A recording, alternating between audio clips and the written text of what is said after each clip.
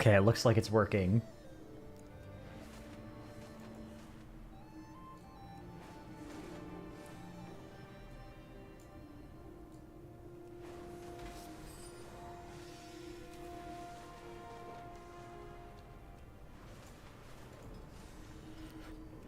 Hello, YouTube. Cool. Alright, that was not as hard as I thought it would be to set up.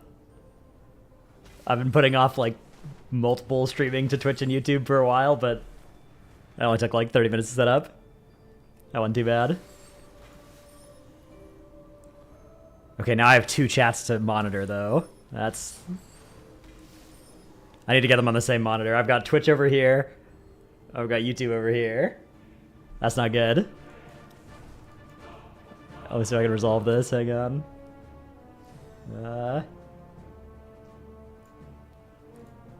Okay. I've got Twitch and YouTube chats on the same monitor now. Mixer? No, we are not. We're not. That doesn't even exist anymore, right? Just ignore you like Max does? No, I will never ignore YouTube chat. Don't worry. Put Twitch on my bad eyes side? No, Twitch and YouTube, I love both equally. Hello! Hey, Legend Knight. Oh, I need to figure out how to get sound alerts onto the YouTube as well. I need to look into all the YouTube streaming stuff and things. I don't know. Right now, it's literally just streaming there. There's none of the, subs or whatever stuff you're supposed to have for it. What should I do if I want to play WoW, but I don't want to do anything in WoW? Yeah, I ran into that problem as well, so I'm flying through bronze circles in Mop Remix. That's what I've been doing for the past while. I've farmed like almost 100,000 bronze total from just flying through these circles. Like 20 hours or something of it.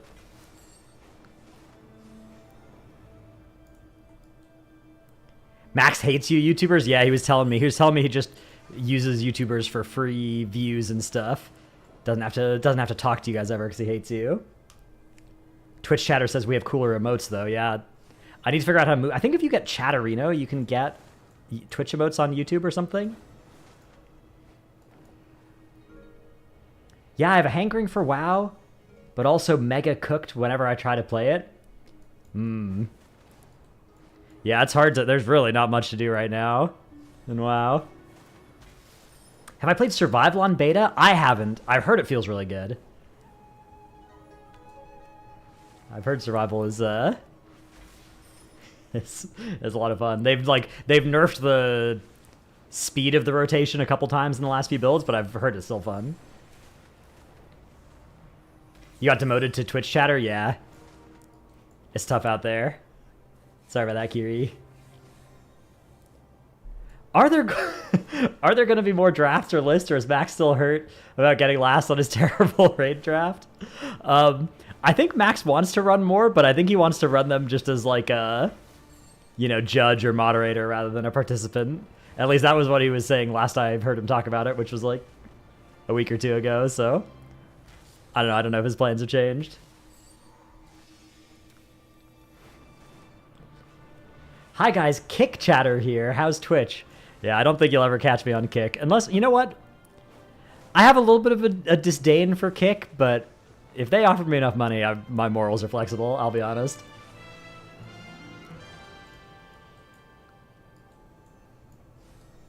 You hear from the OnlyFans stream? Oh, that's good, that's good. I've really got all the platforms here.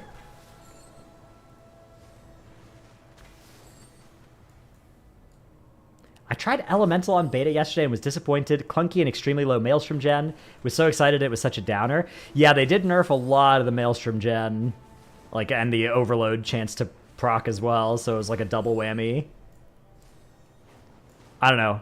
I think that the baseline changes they've made to it are pretty good, but hopefully they can make the rotation feel a little bit faster. I mean, it's kind of normal for specs like that to feel a little bit bad at the start of an expansion as well, and then as you get more haste, it starts feeling better. You need so many Chain Lightnings and AoE to cast Suspender. That can be tuned, though. Yeah, and, Overloads give you very little, as well. Ice Furies give you very little, and you can't even cast Ice Fury unless you proc one off a Lava Burst. YouTube quality seems a lot lower than Twitch. Ooh, that is a good call. Yeah, I don't... Let's see. It looks like I'm giving the same amount of, like, bitrate to both. Hey, Zulak. Looks sharp to you? Okay. Yeah. I know sometimes when I'm watching a YouTube stream, I have to go into the quality thing and turn it off of auto and put it into 1080p. Can you guys... Is 1080p an option for the YouTube viewers? Am I weird for not really liking the concept of hero talents? I'm a pretty casual player, and one aspect of the game that I enjoy doing is playing a character where the theme and all that makes sense is cool. Another aspect of the game I enjoy is trying to optimize my character and play as well as I possibly can. I feel like hero talents kind of makes you pick, which is a bit of a shame. Like, you mean picking between theme and performance? I mean, for some classes... for some classes, there's going to be two pretty comparable... Legend Knight, thanks for the 30 months. Yeah. Yeah, it's been a while, huh? Been a while without the sound alerts. For some classes, there's going to be, like, two hero talent trees that are, you know, both about equally good, and you just pick whichever one you want for theme. For some, there's definitely going to be, you know, one is better than the other. Depending on what kind of content you're trying to do, but you know, 50-50 chance that it's also the one that you like more. So, I don't know. You may not have to... it's probably a choice you don't have to run into all that often, and depending on the content you're doing, you know, even if there's a better one, it might not be that much better. Most of the hero talents don't, like... They don't change too much about how your spec plays. They change how it looks a little bit more than how it plays, but they don't even change how it looks that much either. You're off to barbecue time, America? That's cool. Oh, Jack, thanks for the raid. Hope you had a good stream. 0% chance of content. Sold. Never click to stream faster. We yappin'? Yeah, we yappin'. Happy 4th. Thanks, Jack. You off to watch the fireworks or something? Hey, K-Bizzle. Am I from Kentucky? No. I've been to Kentucky once.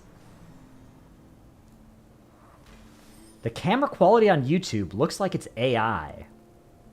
Maybe it's, maybe it's, like, using the bitrate differently.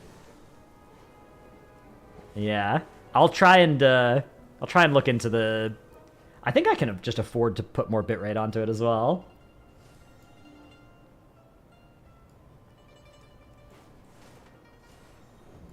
How's my trip? Oh, it was very good. Very, very good. Talent revamp was a huge dub. Hero talents are fairly meh for a major expansion feature. Yeah, hero talents, I agree, they're like,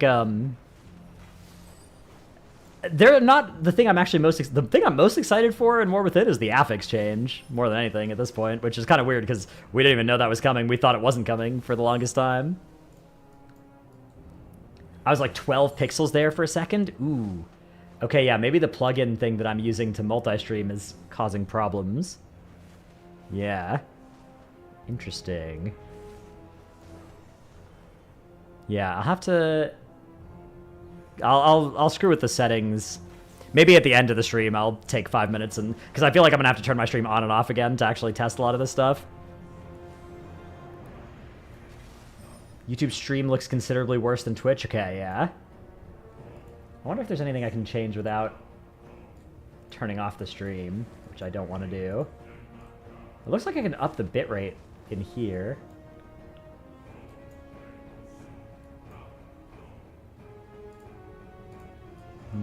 Twitch looks fine. Yeah, Twitch... Okay, if Twitch is at least the same, that's good. Am I ready for the fireworks? Dude, somebody fired off a firework at 3 a.m. on July 3rd. Like, 3 a.m. yesterday. Somebody was shooting off fireworks near me. That was demonic.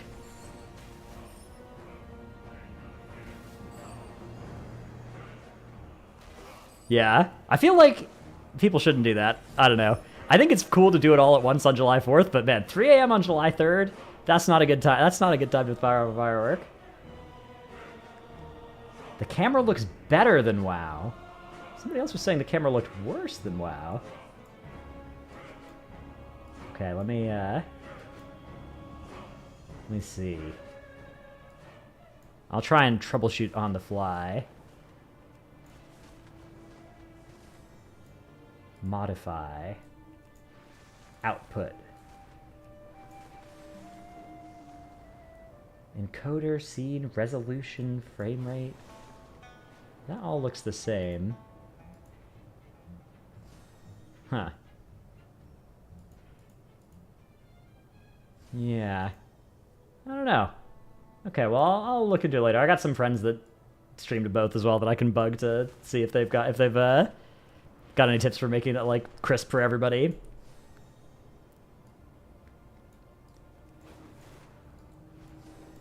Looks great for you. Yeah, maybe it's just some people. I don't know. Or maybe there is something I'm doing wrong as well. If your birthday is July 4th, does that make you American by proxy? Oh, yeah. That's the thing about being an American. Pretty much all it takes to be an American is wanting to be an American, and then sometimes it's also really hard to actually immigrate here if you're not lucky enough to live here. So I guess it's kind of hard, but... You know, there's some countries where wanting to be a citizen of that country, you know, you move there, you still never really are. Just know we won on 1776. Yeah, it was a little while ago. Are we approaching... Is it 250 years in 2 years? Or is that 240? Let's see. 1776 plus 250. Yeah, okay, 2 years. 2 years until America is 250 years old. That's kind of crazy. You won 1812? Pretty sure 1812 was a draw. Pretty sure that was a draw. Nice facial hair last time you watched this BFA. Thank you, thank you. How do you handle loot in a new tier in my guild? My guild, we pretty much just always do loot based on what's gonna help us kill the end boss as fast as possible. So we have like a, you know, loot council or whatever. Mostly just one officer does most of it. Arb wall, thanks to the prime. And then like if there's a hard decision or something, we'll talk about it more, but we don't really have like people wanting loot for their own reasons or whatever isn't really something that, obviously like it's hard to banish that entirely from your heart, but that's something we try and ignore. Is Older Man hard this week? Yeah, if you don't have an evoker, I imagine it's really annoying with raging. Do we sim everything like World Firsters? Yeah, we'd usually sim, like, we'd have sims of pretty much every item to know how much of an upgrade. Like, usually you just have to do it for trinkets, because usually with regular gear, it's not that hard to know who it's going to be best on, but yeah, we like to have an idea of how big before they drop as well, like, you know, who needs what, and how important is it. When am I booting up Terrace Land with Max? Not sponsored.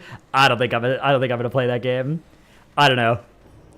If it's really good and there's like people that want to raid with me or whatever in there, maybe I would. But it seems like the raid fights look kind of cool, but I don't know. I don't really feel a strong desire to load up that game.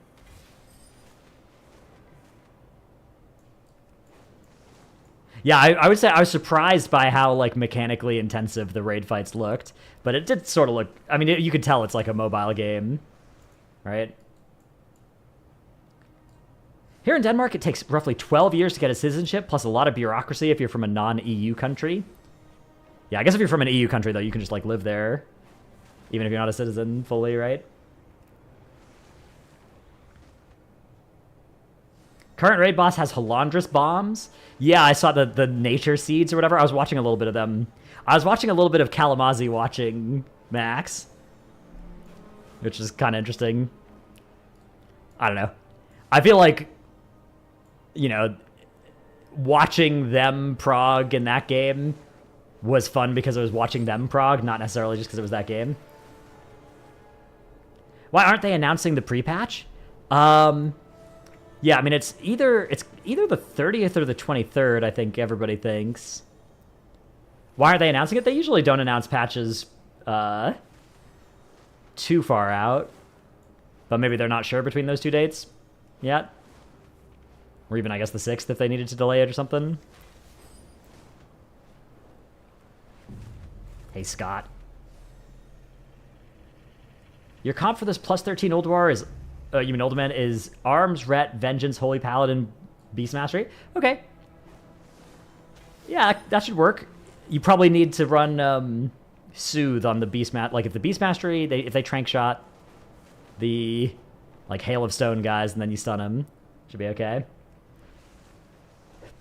Good luck with H-Pal. I think H-Pal is actually good in Uldaman. Like, if you think about the hardest parts of Uldaman, you have the third boss, which H-Pal is really good against because you can just bop the bleed. And you have the last boss where you can freedom one of the debuffs as well.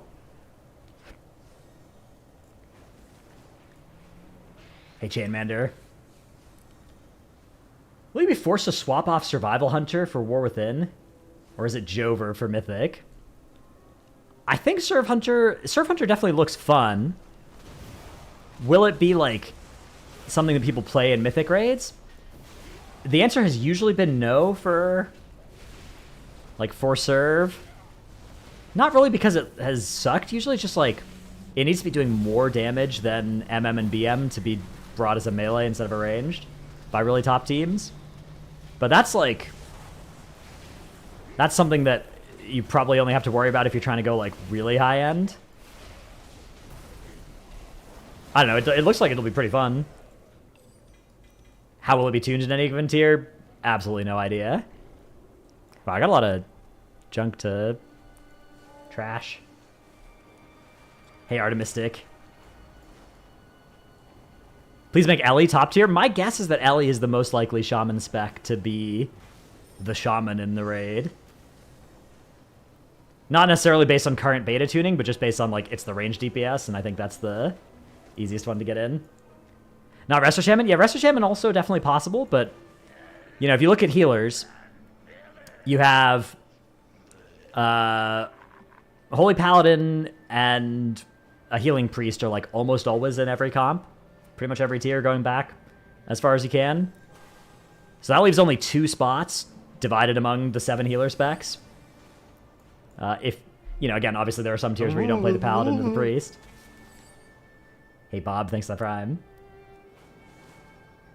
H-Pal, Arsham, Disc, Ardruid, Brew +1. I don't think that's that, like, Resto Druid historically isn't that common of a way to bring Mark of the Wild, right? Like, usually you'd bring... Usually it's Moonkin more often than Resto Druid. All other Druid specs are dead. Okay, so you're talking about, like, current beta tuning, right? I'm talking more about, like, fundamentals. Like, the underlying... The stuff that doesn't get changed when Blizzard does 30% buffs to spec damage. Fundamentally, it's a beautiful day here in America. Amen. Honk. Wait, wrong stream. Ret Pally almost loses a spot, losing raid buff to Holy Paladin. Yeah, Ret Pally's, like, you definitely just need 1 Paladin now. I think it'll go back to being usually a Holy Paladin. And then future Paladins, just if Pally is good. First time catching you live? Yeah, this is the first time I've streamed on YouTube as well as Twitch. Never knew you were a fellow Addy Bags enjoyer. Best add-on, found it about a year ago, absolutely fell in love with it. Yeah, me too. Apparently they're stopping support for it, and there's a new add-on called Better Bags that the devs of this add-on are, like, swapping over to, which I've tried to use, but I don't think it's as good yet. But hopefully it will become as good. Actually, is this Better Bags right now, or is this is Addy Bags, right? Yeah, I think. Bagnator is a good alternative? Okay. Thanks, Jack. I'll investigate that. Bagnon. I like the ones that you know, categorize the things. Even this Mop Remix stuff is usually I like it more categorized than this, just for Mop Remix doesn't matter. But I like not organizing my bags and just having it kind of do that for me. Why would you bring a Retribution Paladin? You get all of its utility, but more from Prot or Holy Paladin? Yeah, I mean, you'd bring a Ret Pally if that was the best way to bring a Paladin, right? You know, if Holy Pally's kind of undertuned or whatever, Prot Pally's kind of undertuned, Ret Pally's kind of overtuned, any combination of things like that. That's how you'd bring the Ret Pally. It's not substantial, like the utility that it brings compared to the other Pally specs. Like there are advantages to the Ret Pally for sure. You know, like for instance, something that Ret and Holy can do but Proc can't do is Bubble Taunt as a non-tank. That can be nice. Ret has Sack as a DPS as well. That can be useful. Holy Pallies is, you know, sort of priced in due to being a healer, so they have an external already. But yeah, historically it's just nice to have the Holy Pally as well. That's often been the main way to do it. Like Devo Aura Mastery.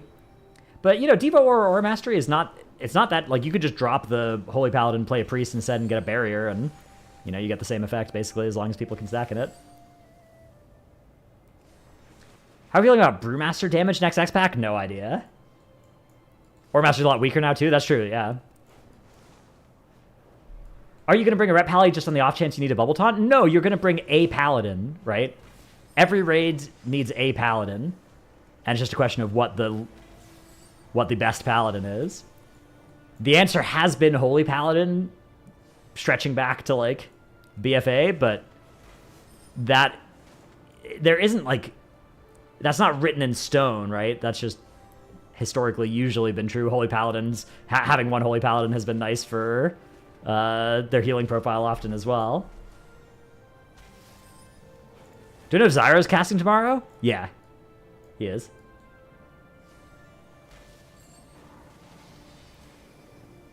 Blessing of Might, of course. I remember that was what, Legion was the last time we had Blessing of Might, right? And then they took that away.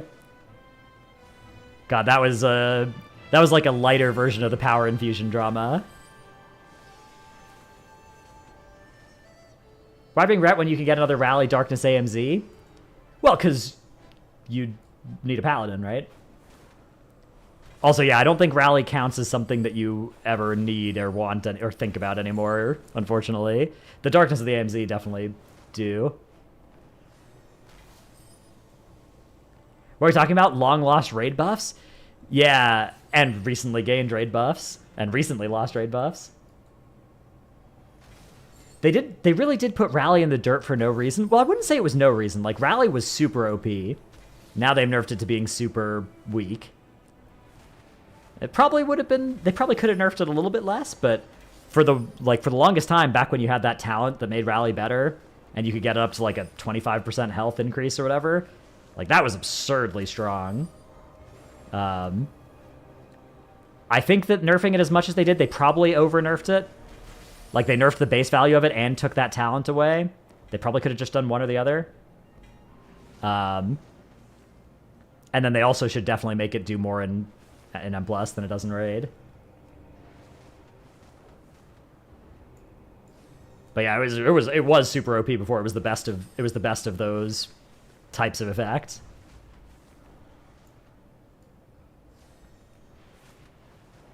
Why does a stupid AUG scales take priority over a cool thematic shout? Now warriors have no cool yelling. Yeah, AUGs.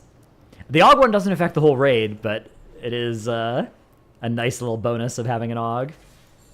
Is Double Blood DK viable in Mythic raids? Yeah. Double Blood DK has been played, I think, as recently as Vault of the Incarnates. A lot of guilds, I think, played two Blood DKs. It definitely works. It's the downside of playing two Blood DKs is you're not getting any raid buffs out of your tanks. But with current tank tuning on beta, if it made it live as it does right now, DK is one of the strongest tanks. Playing two of them, that could be cool, yeah. Is it worth coming back to WoW now? I haven't played since AUG was introduced. I think the new expansion looks pretty cool. Don't know for sure. We've just done a little bit of raid testing and dungeon testing of it. Is it worth coming back right now? Right now? Well, there's kind of not really anything going on right now.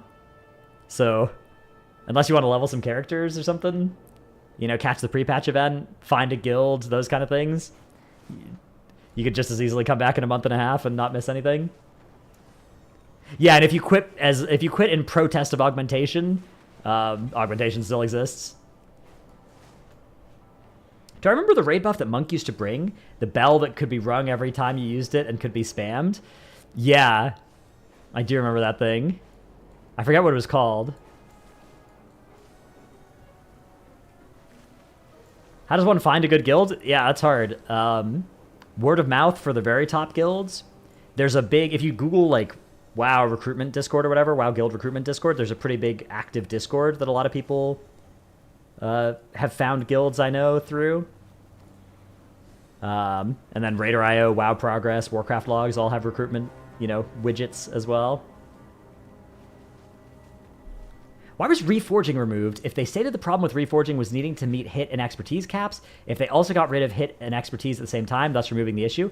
I think the big problem with reforging from their end was just that, like, you would get a piece of gear, then you'd sim it, and then you'd go reforge, and it was like an annoying chore that you had to do every time you got a new piece of gear, right? It was, go and, oh, my stat weights have changed a tiny bit. Now I want a little bit more crit, a little bit less mastery. Now I have to reforge these 5 pieces of gear to shift 3 of them from mastery into crit and 2 of them from crit into mastery or whatever.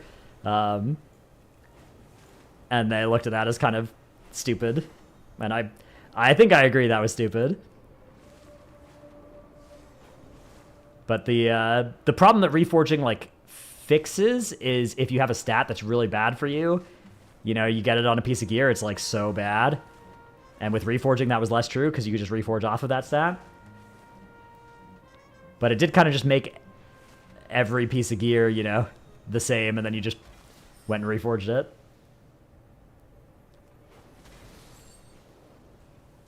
Can we get Vengeance tank passive back? Need to top damage as Brewmaster in your raid? I wouldn't be surprised if they ever went back. I bet they would do the like resolve version or whatever, the version that doesn't increase your damage, just your tankiness. But I mean, yeah, a lot of good tanks definitely liked the days of like Mop Vengeance, yeah. Getting sad because you have 5% haste as a Brewmaster?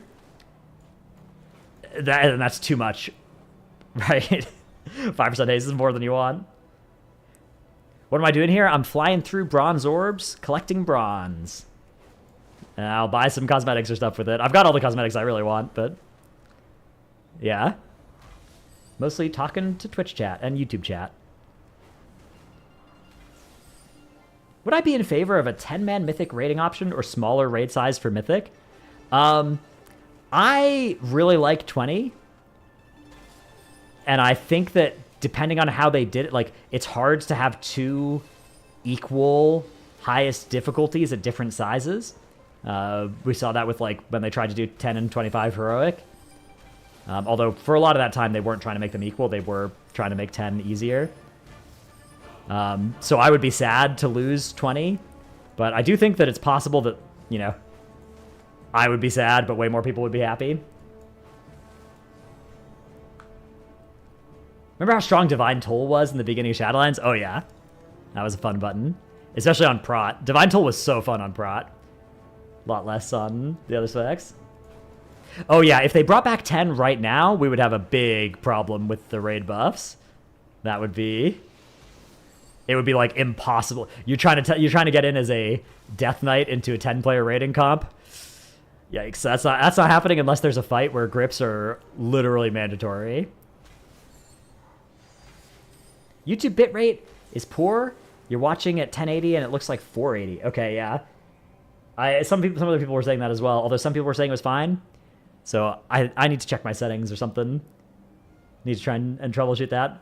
I don't think I can. There's not much I can do while the stream is live, but I'll change something for when I next go live. Would having both 10 and 25 be viable? Like if you do 10, you're locked 25 and vice versa? Yeah, they tried a lot of different stuff with both 10 and 25 between Wrath and Mop, I guess. So I think they tried that. They tried all kinds of different lockout rules between the two modes. It's only the cam. The game is 1080. That doesn't make any sense. That's so weird. I guess maybe it just has to do with the optimization it's doing, and like which picture is changing faster or whatever. What do I think will happen to Dawn of the Infinites and War Within? Quantum items will be amazing for mod collectors, but the fact that Mega Dungeon is not available in beta makes me think they may be changing stuff. I haven't thought about it at all, so your guess is as good as mine. I guess it probably makes sense to take the Quantum mount away, because that's probably too OP if it's really easy to farm. You just park like 30 characters outside Dawn of the Infinite and do it once a day. Get all those mounts really quick. I don't know, maybe it's fine. I have pixelated face syndrome in real life. That's true. It's a serious condition.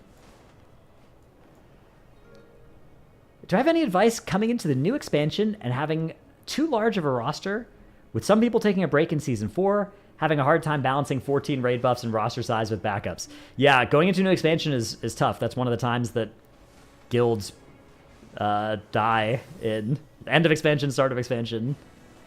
Definitely both dangerous times.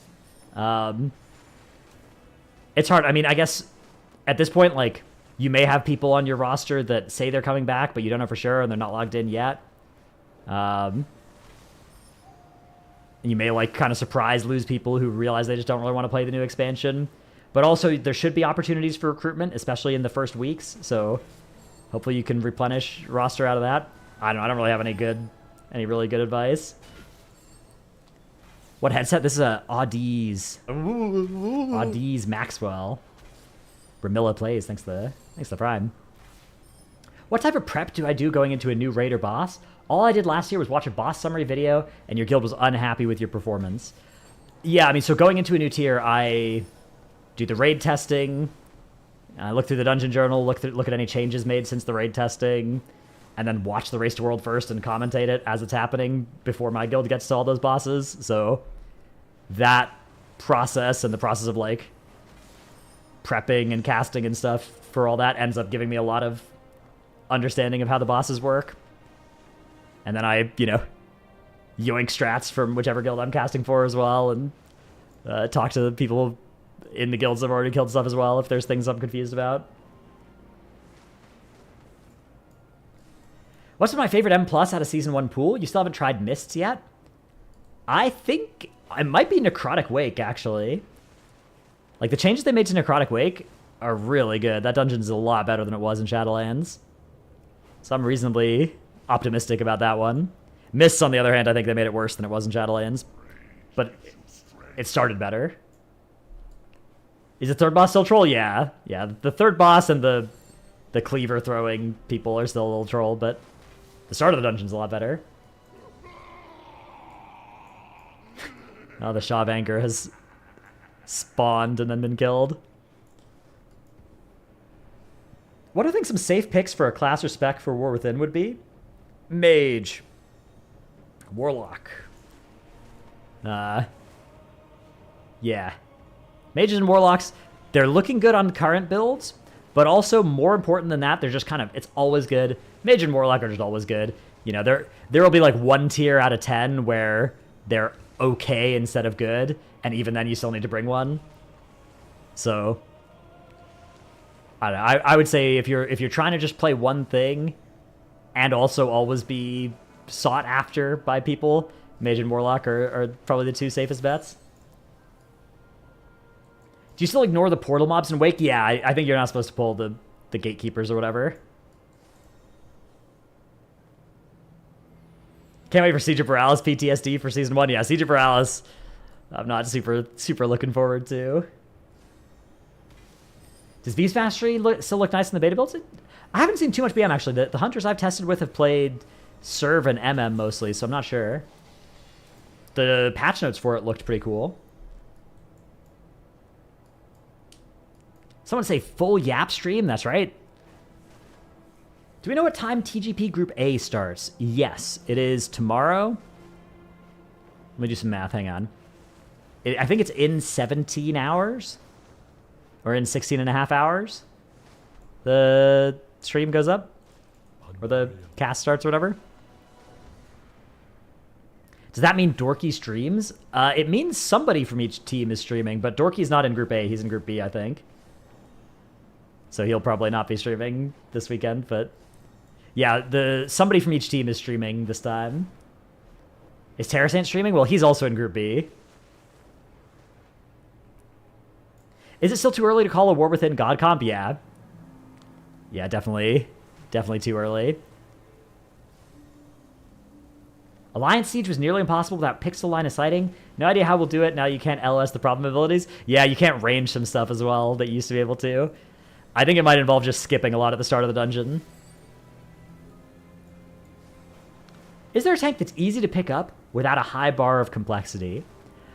I think people would typically answer Bear for that, and Bear is definitely like 20%, 30% simpler than every other tank spec. So I think that is the best answer. It's not... There aren't really any tanks that are that complicated. Maybe Brewmaster is a little bit more than the others, but yeah, Bear is definitely the simplest. It's just not by as much as people sometimes say, I'd say. Do I already know if and for whom I'm going to cast next race, or am I allowed to tell? I'm basically never allowed to say anything. Like, I don't know. At some point I might know, and I'll have to keep saying I don't know. That could already be now. I could be doing that to you right now. But yeah, I basically never get to announce stuff until, you know, an org tweets something. Playing Bear without a Werebear form is strictly blasphemy. Yeah, at least you can still go get the Fell Werebear, right, from the Mage Tower, right? Am I still stuck in tank jail? Yeah. Yeah, I'm tanking for the foreseeable future for Raid.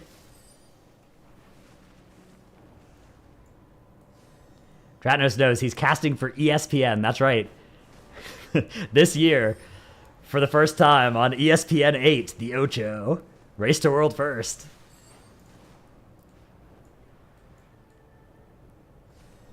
If I wasn't tanking, what would I play? Probably, I would say Rogue, but we have a couple Rogues in the guild already. There's a decent chance I would play, like... I don't know, I'd flex random DPS, so... Whatever DPS is good in any tier. Maybe Ellie Shaman. Although I think we have an Ellie Shaman enjoyer. I think Hippo wants to play Ellie Shaman if it's good, so... I don't know. How's the Serve Hunter rework doing? It looked good the last time I saw it. They've slowed it down a little bit in the last few builds. But I've heard it's still good. Would I bet that WoW has a conclusion or ending in 2030? Or do I think it continues? Whether it's WoW 2.0 or more expansions past the Trilogy saga? My understanding is that WoW is making money. So I don't think they would turn that off. Bippy boy. Thanks to Prime. I don't think they would turn off the WoW, like... development process until it stopped making money. Thanks, C. Smith. But yeah, I don't know. I don't think any kind of arbitrary date as well would be when they would stop or anything like that. Would there be some point in the future where they would switch over to a WoW 2 instead of, you know, WoW 1 somehow and do kind of a big overhaul? Maybe. But I feel like that would be a big risk to take with something that isn't, you know, if it ain't broke, don't fix it, right? But maybe at some point in the future, they'll kind of realize, like, okay. Particularly if another MMO comes out and, like, embarrasses WoW with being on a modern engine or whatever and what that can do. Which hasn't really happened yet. There's been a lot that have tried. Going back even to, like, 2010.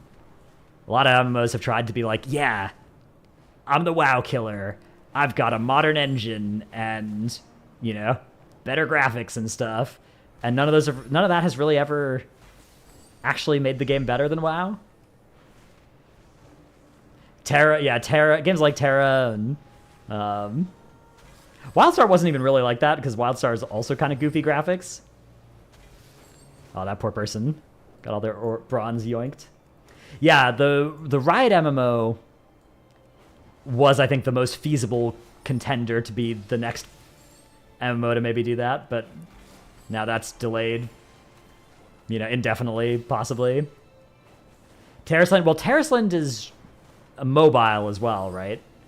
So that's trying to kind of fight for a different slice of people. I think that space definitely is compelling. Like if you could make a good game that was mobile PC crossplay, and that particularly a game that like people who have some PC time and some mobile time would just play on both their phone and their computer. Definitely some appeal to that. BDO was never a WoW competitor, but it sure was the next gen back when it came out. Yeah, exactly. Like graphics ones. Ashes of Creation, that one is one of the hype games for sure. That one definitely reminds me of the hype around things like Warhammer Online and Age of Conan and WildStar, all of which didn't kill WoW, but eventually one of them might. Still waiting for Star Citizen to dethrone WoW.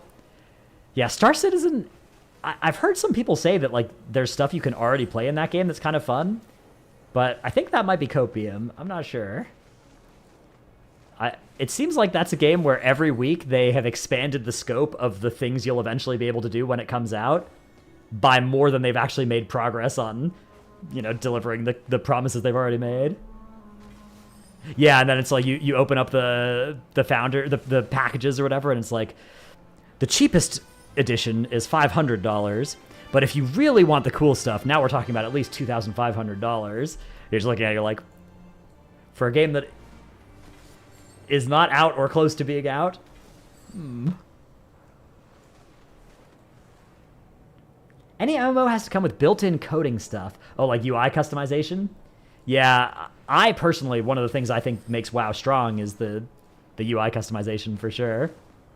But a lot of people think that's a problem with WoW.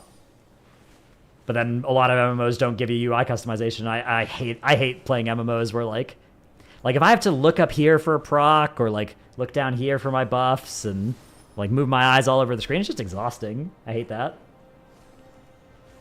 I don't think it's like a fun type of skill. I think that just makes the game annoying.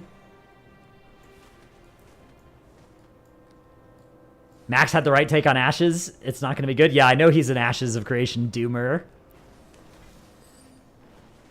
I haven't looked at it enough to really have a take besides most games that are hyped up this much, this far out from when they come out, do tend to disappoint many of the people who are hyped by them, but I don't know. Lost Ark. Oh yeah, Lost Ark was kind of a cool idea. I feel like Lost Ark, like there were some decisions in that game that sort of made it very hard for me to enjoy it, but some parts of it definitely felt like revolutionary, and if they could, if somebody could take those parts, because I love ARPGs. I play D4, Path of Exile.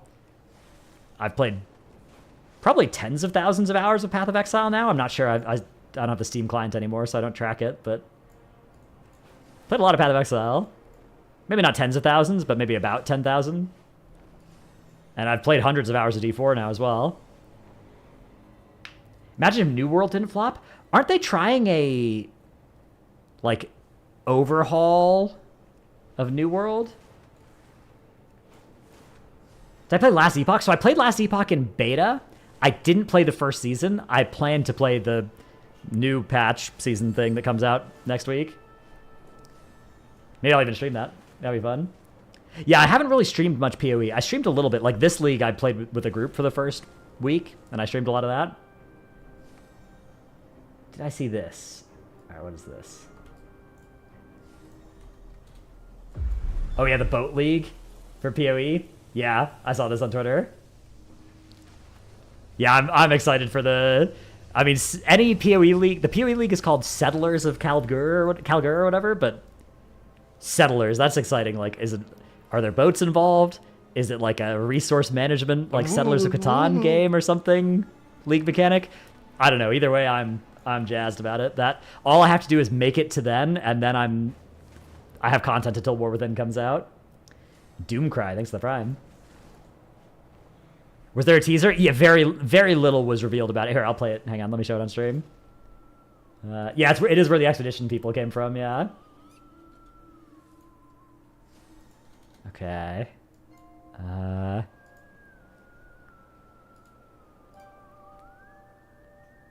Okay.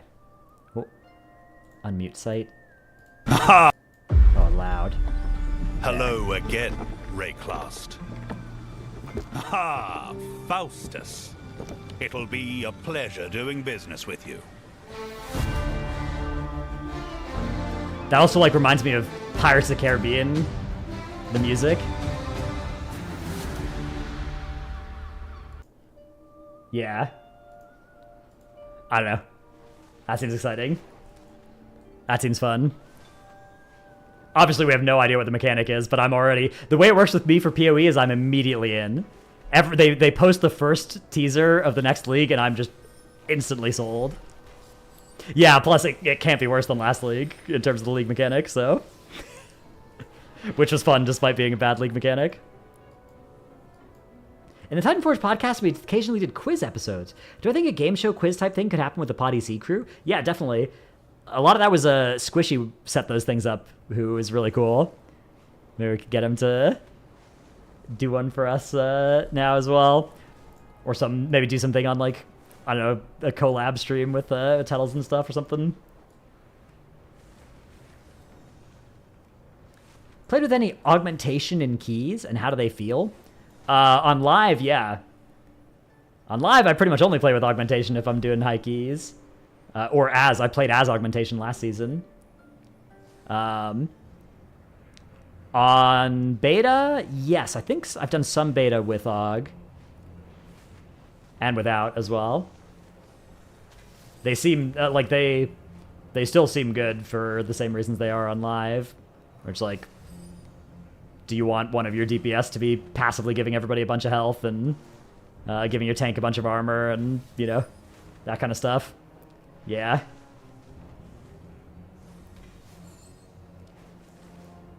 Why is DPS so toxic if tanks make a mistake? Why can't people chill? It is a very real thing. Like, yeah, if you're tanking, and if you're tanking, that's part of the reason there aren't as many tanks.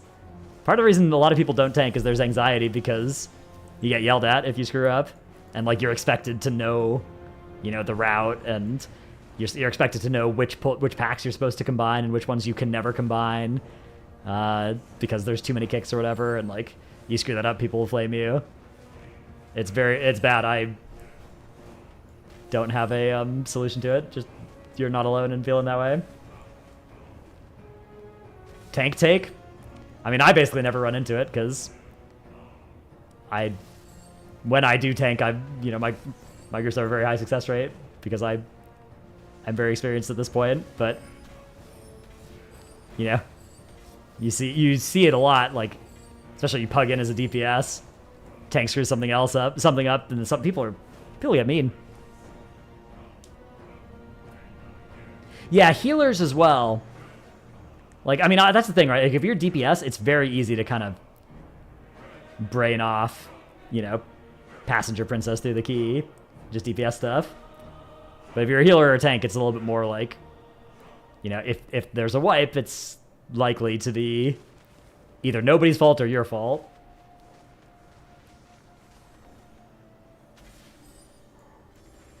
Tank-only players also don't get the benefit of seeing how other tanks in their group play a dungeon. Yeah.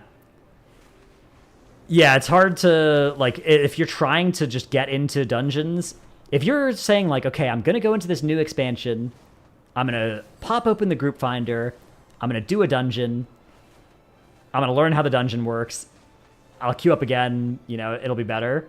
Like, if you do that as a DPS, that is an excellent path to success. If you do that as a tank, like, that works, but it's going to be rough the first few, right? Like, and you don't get to necessarily see what the right answer is to something. If there is a pull where there's like, oh yeah, you pulled by lining this around here, like you're kind of just waiting for a DPS or a healer to tell you that, unless you either watch other tanks or play as DPS or healer and therefore watch other tanks that way. I'm not even the one dragon riding around. I am. Wait, hands on. Okay, I got my mouse hand is this one, but then I also. Well, yeah, I guess I have to... my mouse hand always has to be on that. Shoe on head. I can do phone on head. Oh yeah, I have a MMO mouse, so I can do... Let's see here. Here's some proof. I'm gonna press 1. Wait, that was 3. This is one. There, bang. There's two. Only solution, don't be a baby and figure it out. I think that is by somebody called Boomer TV. I was about to say that is a very boomer take. So well done. Well named.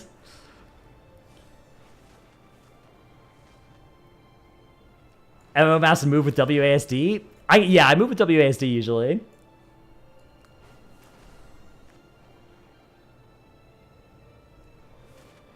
What freak moves with their mouse? Well, you have to if you want to, like, you hold right click down, right? And then you move.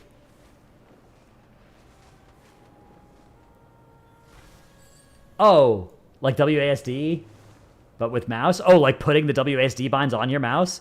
Yeah, that sounds a little wild.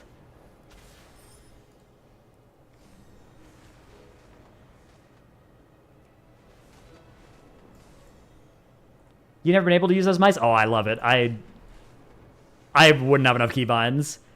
I'd have to use control as a modifier if I didn't have an MMO You're mouse. stupid. Let's move on. And I would not like that at all. Control is has always been a weird modifier for me to click. Somebody yoinked my bronze.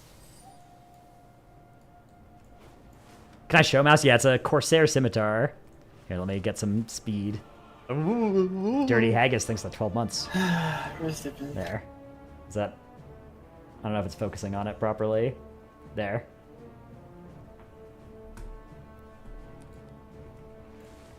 Having 12 buttons on your thumb is required to play WoW? Well, you don't need that many. Like, most of the stuff on my mouse I can also hit with my keyboard. Hey, Fooz is here. Small hands confirmed, can't press control. No, it's because my hands are too massive, so if I have to press control, then I have to bend my finger under my gigantic hand. Expect YouTube to become a consistent dual stream? You never go to Twitch but found yourself here, so something's working? Yeah, I plan to at least...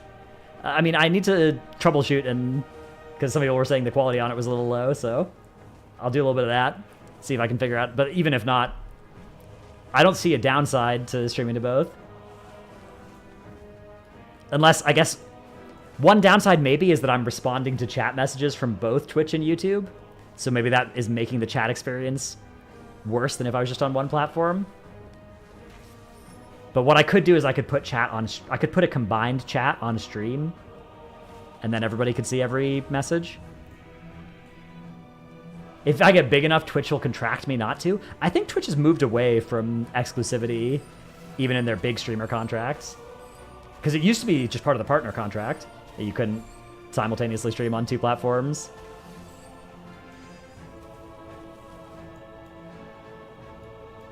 Someone had a chatbot that brought YouTube chat into Twitch? Ooh. That could be a move. Am I using Restream? No, I just found a plugin for OBS that lets me stream to two at once. You can stream to both, but not show chat from both platforms, pretty sure. Interesting. Okay, well then I better not do that. Yeah, I guess I should read my contract.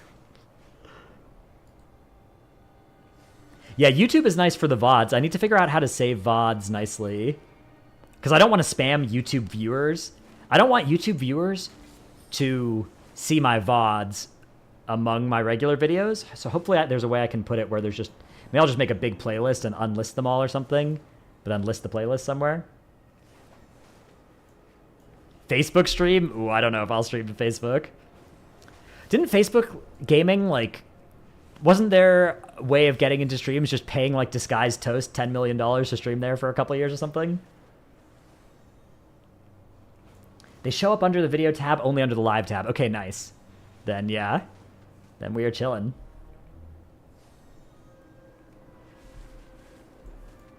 Yeah, you made out very well. Yeah, I mean, I would never blame anybody for taking any, you know, any... 4-figure plus deal to stream exclusively anywhere. Certainly any 8-figure deal. So yeah, that's a good deal. Get the bag. The Mixer, Facebook, Kick even. Kick's a little bit ickier, but you know, it is what it is. Yeah, the Mixer streamers I think won the most out of that. Well, somewhat. I don't know. I mean, they got a lot of money, but I imagine there's some psychological damage to how much like stagnation that caused in their growth. What's icky about Kick? There's a decent amount of like the way they moderate that platform that I think is kind of gross.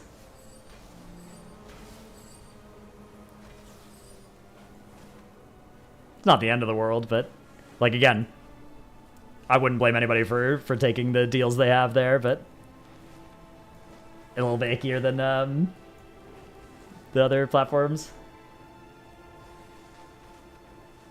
Lack of moderation equals base. Yeah, I think that a little bit of moderation is important. When are we getting a second episode of the Dratnos cooking show? I could find another cooking sponsorship. Could find one of those. Do another stream. It could be fun.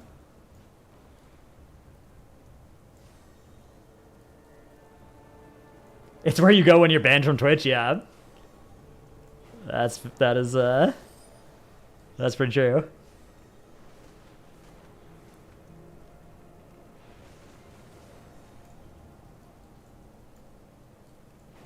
Is there another Potty C coming tomorrow? We need to record it, which we're going to do once Dorky's done practicing tonight, I think.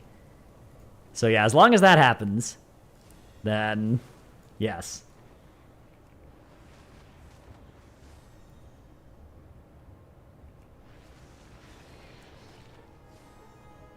Don't forget to hit the record button. I will not. I would never do that a second time. Fool me once.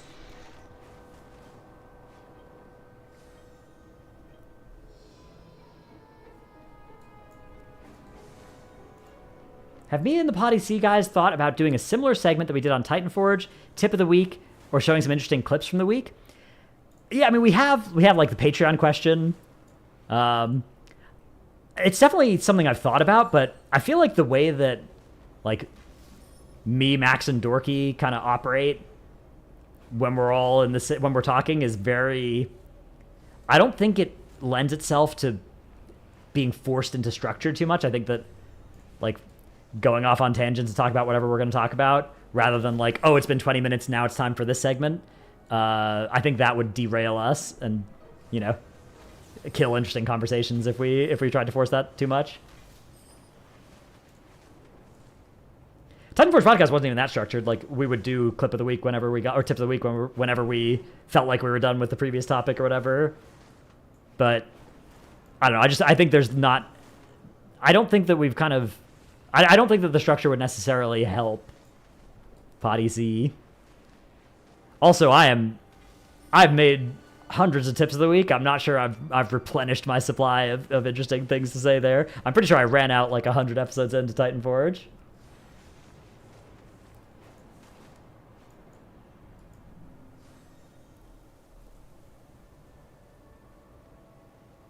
Watching me try to segue into the Patreon question every week is pure comedy, yeah.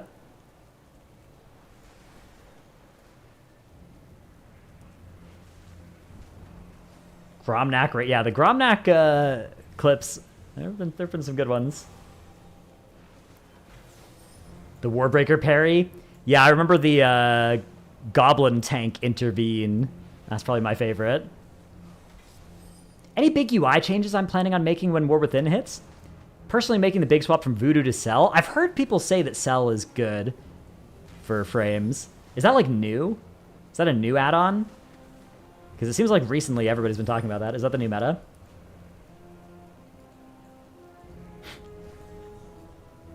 It's goated out for a year or so? Interesting. Cell is goated. Alright, well, I like the look of shadowed unit frames, but I'm definitely open to making a change there. Jack made a video on it? Okay. I will take a look at that, yeah. Growl's loving it. I saw him playing with what I thought was a new raid frames.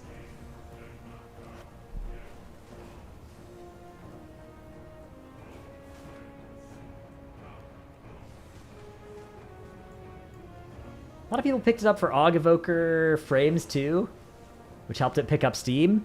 That makes sense. Now UI doesn't use it, so it's worthless? Oh, I see.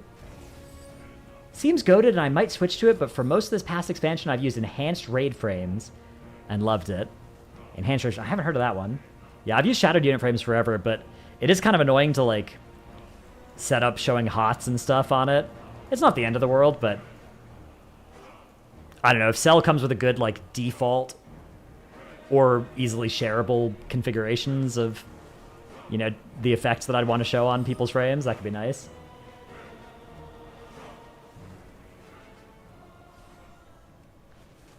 Am I bringing back Dratner's Routes and War Within? No.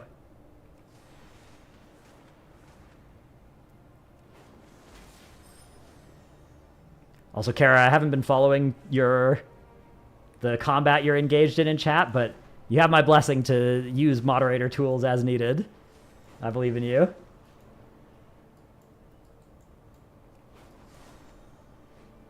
Yeah, making those routes at the start of every patch, that was a very, very busy time already.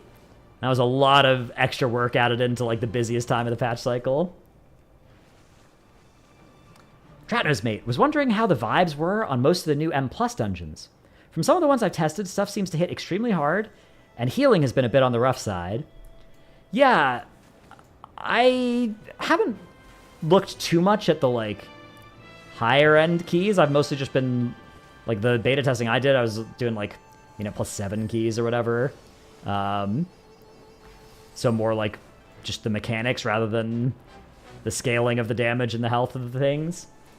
I don't know. Definitely there's some dungeons that seemed like mechanical overload, including some of the returning ones. So I will say, like, the season 1 dungeon pool for me is one that I'm not super excited about, but I'm pretty excited about the M+ refresh with the affixes.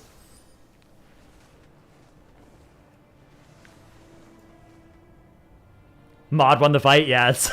It's easy to. It turns out it's easy to win fights in Twitch chat when you have the old banhammer. I like to use that. I like to get into fights with Twitch chatters for a little bit and then, you know, realize this is stupid and just ban them. Ooh, Wesley Smeltzer. Thanks for the $10. Always love your content on every platform. One of the best in the biz. Keep up the good work. Thank you very much. I didn't even know that you could do that on the stream. I didn't even know I had that turned on. But thank you.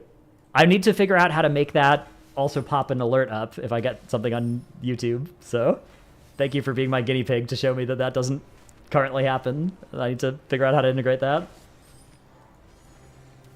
Overloaded similar to Ruby on release? I would say a little bit, maybe more like Halls of Infusion first area, kind of mechanical spam. Or, maybe like Ruby area, yeah, the ring. There's a lot of areas where it's like, there's one or two big abilities that seem fair.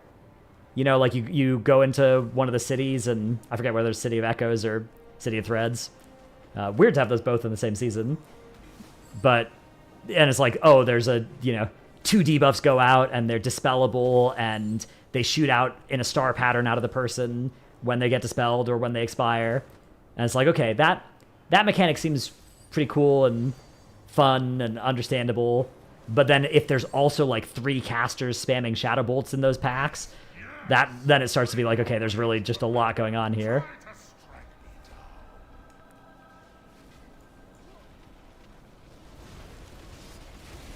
Yeah, I'm not Turbo Doomer about any of it as well, because, you know, I think there's a good chance that they've made some pretty interesting and fun trash pulls, and I do think it's like close. But some of the directional changes they've made as well, where if you stop a mob, it doesn't put whatever they were casting on CD. That one still feels really bad to me. Because, like, if you imagine a situation where a mob is casting an important ability, and then it's your kick, you go to kick it, and my Earthquake knocks the mob down at the same time, or my, Shield Charge stuns the mob at the same time, or my Leg Sweep stuns the mob at the same time, and then your kick hits nothing, and now that mob is, like, gonna cast its important ability again, but we don't have a spare kick for it anymore. That experience is really unfortunate. And I think it's something that that new philosophy is going to cause to happen a lot. So I hope they rethink that one. Just cracked open a cold one? Oh, that's good. No doubt I've answered this before. Thoughts on Death Grip as a raid buff? Yeah, Death Grip is definitely not a raid buff. But there are, you know, every tier there's 0 to maybe 2 fights where Death Grip is really, really sick, and then it kind of is. Like Fire Act, for instance. It's not so much Death Grip, but like Grippy Hands and Gore Fiends. You know, those were as valuable as a raid buff for that fight for sure. But then there's a lot of fights where it's absolutely worthless, right? Like, completely does nothing.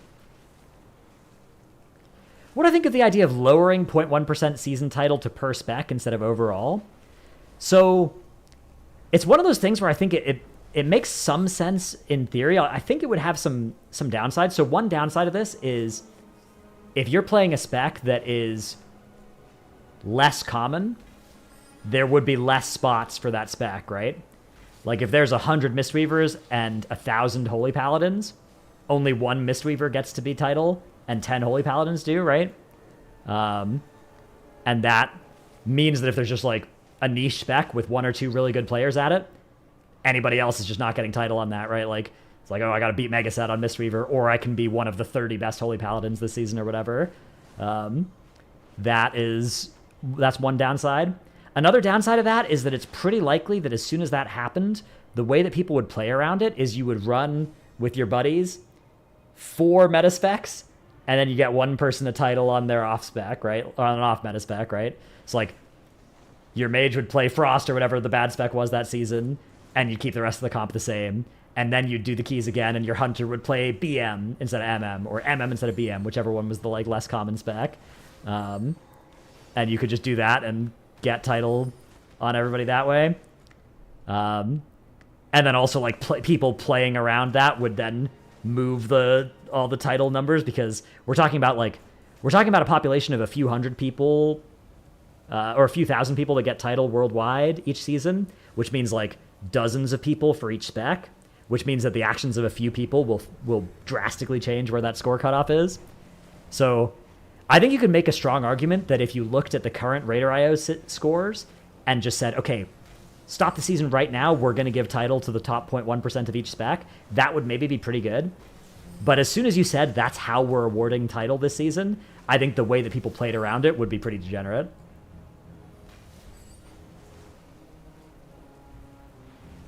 Dragon flying in this game is a real nightmare. Why is that?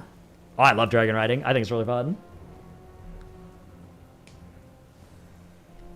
When's Frost not the bad spec? I mean, this season you play Frost, and people playing Frost, and I think they're going to play it in TGP in some of those dungeons.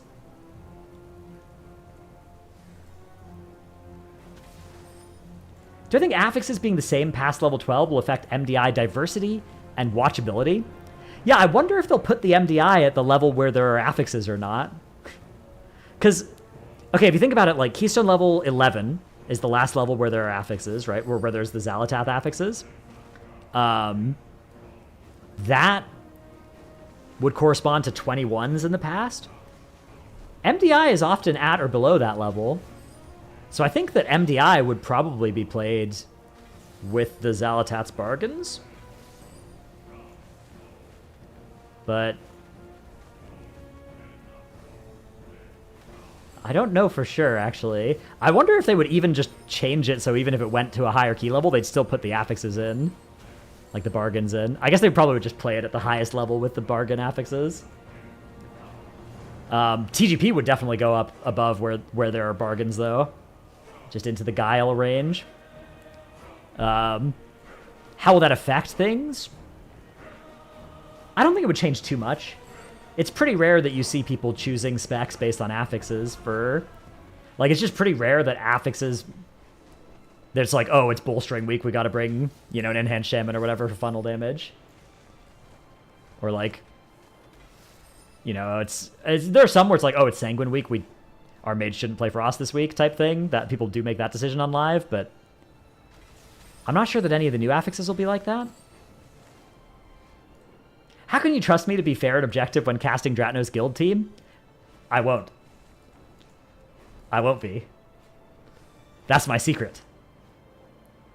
I'll be rooting for them. Rooting for or against 4. What does bronze do? You can buy cosmetics with it and upgrade your gear. I think, okay, here, I will say, I think casters being unbiased is not, that's not a goal that is actually good for esports or sports in general. I think you want your casters to be fair, but being unbiased, like being, you know, not having a team they're rooting for, like, when I'm casting, I'm always rooting for a good competition, all teams have fun, that kind of stuff. But I got friends on different teams. I'm hoping to see them do well, you know? I'm not trying to come in and be like, you know, a sore loser on behalf of a team I'm rooting for or anything like that. You know, whoever wins, I'll celebrate them. But, you know, if I've got guildies out there, I'll always be rooting for them. Yeah, and I've had guildies in previous MDIs and TGPs too.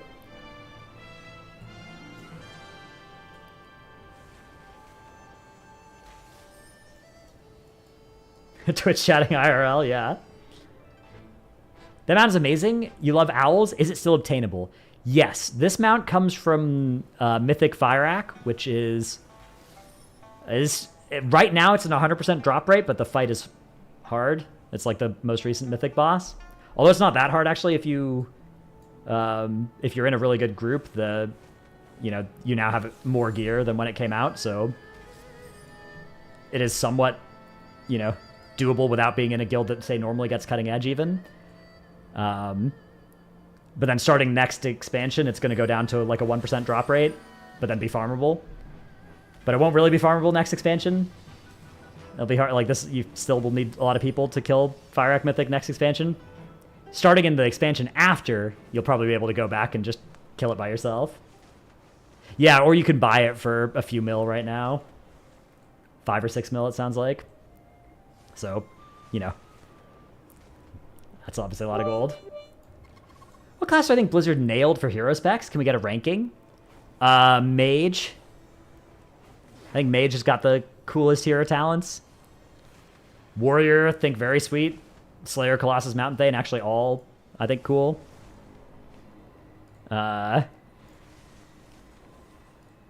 Evoker, pretty good. Scale Commander in particular seems very fun, but Chrono Warden and Flameshaper also seem good and pretty fun. Shaman's dead last. I would say Hunter is dead last. I think that, like, Lufazdv, thanks the sub. I think Hunter, yeah, Hunter, Rogue as well. All 3 specs are kind of anemic at best and quite bad at worst. Yeah, Shaman's a bit of a weird one because some of the Shaman ones are cool, but like for one spec, and then they're kind of weird for the other one. Like Stormbringer, I think enhanced players are liking that, and LE players aren't. Totemic, Resto players are liking that, and enhanced players aren't. Disappointed in Hammer of Light for Templar. Its visual is Garbo. Yeah, Paladin has... I feel like Templar looks fun to play. Herald of the Sun looks sick. And then Lightsmith... Lightsmith I still am not super thrilled about, although they buffed it to be doing Big Damn, so... At least it does Big Damn now.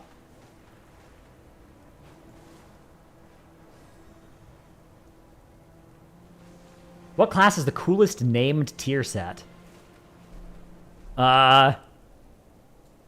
I'm not sure I could... I remember any of the new tier names. There were definitely... Oh, I remember there was the Hyperboreal something for Demon Hunters, and I looked up that word, and it meant like fungal. Definitely, all the names were good, but I don't remember them off the top of my head. The one I remember, I liked Skybound Avenger. That was another DH one recently. Dashing Scoundrel for Rogue. Yeah, that was Antorus, right? Judgment. That's a great set name. Yeah. What made me start hitting the gym? Yeah. I wanted to, you know, feel good, look good, be good. Do I think people would prefer Covenants compared with hero talents because of rose-tinted glasses? I think there certainly have been people who've been, you know, making that comparison. I think some of that's maybe rose-tinted glasses. I think some of that is also just like, it's not necessarily rose-tinted glasses being favorable to Covenants. It's more like looking for some way to dunk on hero talents as well. Which, I don't know. I do, you know, hero talents are they're a pretty minor, like, impact system for sure. I think hero talents are somewhat, you know, like, illusory in that they want you to think that more is going on with them than actually is definitely happening. Is that Frank using old pictures of chubbier Dratnos on the thumbnails? I mean, I sent him a file with just a bunch of pictures of my face. You know, I haven't sent him a new one or anything recently. I should do that. I should take some new thumbnail photos. The thing is, for my own YouTube videos, I don't need photos of my face for thumbnails because I just take a screenshot from the video, blow up my face, and then, you know, put some text on it. So I don't do my thumbnail game is very, very weak. My goal is to get in and out of the thumbnail creation process in 2 minutes, or else I'm bored. Which hero talents make the spec drastically more complicated? I would say there are some that are more intensive than others. Stuff like Frostfire Mage is offering like a degree of complexity that a lot of other ones don't have. Photo shoot right now? I don't know. In a month or two, it's going to be outdated again when I'm even jackeder. Mountain Thane Prot looks pretty cool. Yeah, Mountain Thane Prot is definitely... Mountain Thane Prot, I think everybody was expecting to be cool. I was surprised by how much fun I had with Colossus Prot as well. Demolish just felt really good to press, which surprised me. Trying to get better at going to the gym. Yeah. Just gotta go, I don't know. There's, certain people have, like, silver bullet ways to make themselves go. I don't really, you just gotta go. You gotta do it or I'll be disappointed in you. How's that work? Maybe that'll motivate you. No, that's not true. I won't be disappointed in you, but I'll be proud of you if you do go. What happened to the long beard? Thanks 100 bits, Kiri TTV. I got it trimmed somewhat, so it's not as long anymore. I don't know. I don't like it when it's, like, unwieldy.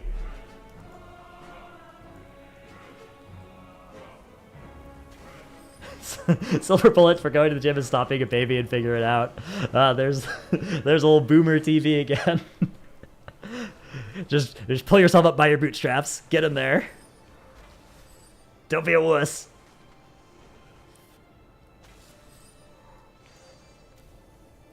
Where did I learn to do stuff like editing and YouTubing? Many would say that I haven't. You've watched me forever. The answer is figured out over time, but did I do anything like this before? No, I mean, I would say that the parts of YouTubing that I'm good at are, like, having a decent idea of the kinds of topics people want to hear about, at least in the niche that I aim at, talking about them somewhat entertainingly. The parts that I'm bad at are thumbnails, editing, being able to commit more than, like, 30 minutes of work before I get bored and just upload it. So... I don't know, my channel would be bigger if I did those things better, but I don't. Are the allegations true that I started going to the gym because I, quote, may have to lay a smackdown on Growl to re-secure the People's Championship? That's right, yeah. Although I've heard Growl he's like 6'4", he's a lean 300 pounds, so it's gonna take me a while to be able to challenge him, I think. Thought it was for the boxing match with Frank? No, I wouldn't need any... You don't need to go to the gym to be able to beat Frank up. That guy's weak as hell.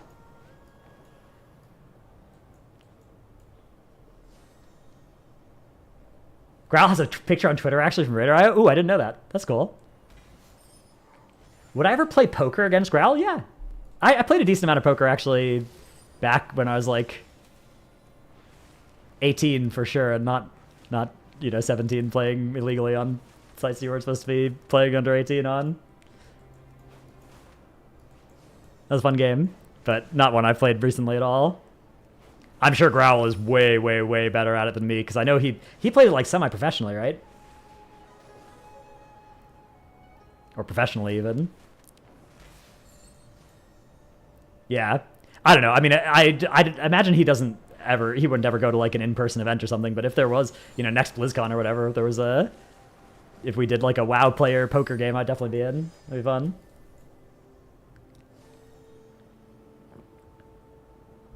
Max was doing some poker streams? Damn, I don't remember that. That sounds fun. Hey, Jeffo, happy 4th of July. The guy's literally Norwegian? We're talking about Frank? Yeah. Or wait. I thought he was Danish. I don't know. There's one of those places.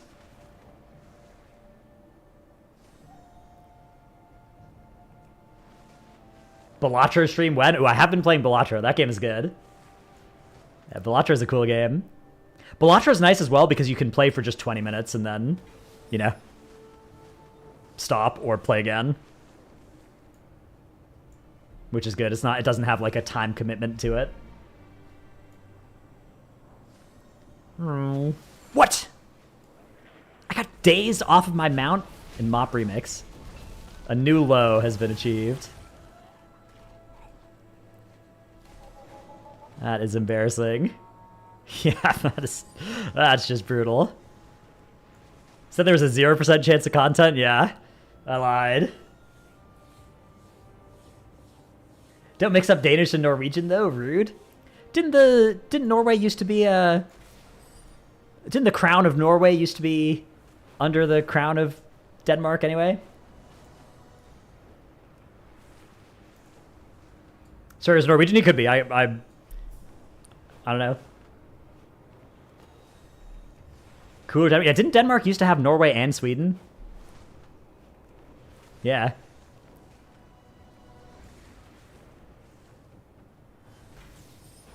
It's Europe, who cares? USA #1. Good point. Iceland was under Denmark? Yeah, but we got better. That's good. Blizzard's obsession with having specs who need to stand in stuff, Consecration, D&D, Healing Rain, F-Flow, it's so weird because the mechanics in raids and dungeons now require so much movement. Yeah, it depends on the mechanic of those. Like, they've made Consecration a lot better in War Within, where you can, like, walk outside of it for a few seconds and it's fine.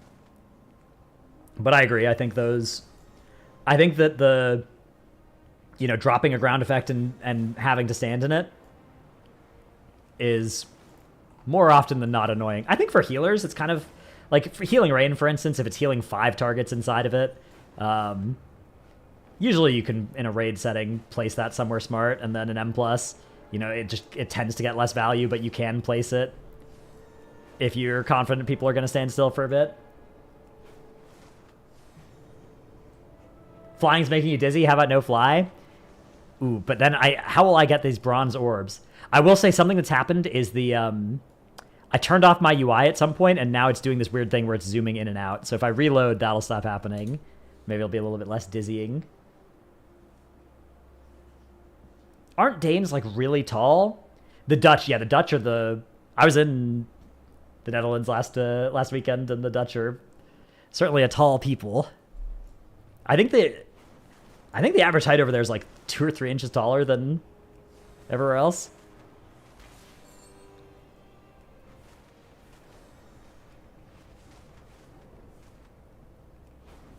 They changed Warrior Spear so we don't have to stand in it anymore? Yeah, that's nice. That was, I remember on, like, Razageth, that was really annoying for our warriors. For our warrior. Because I think he was playing it on that fight. At least for Summer Prague. How tall am I? Always assume, like, 6 feet? Yeah. 6 feet-ish, Haters will say 5'11".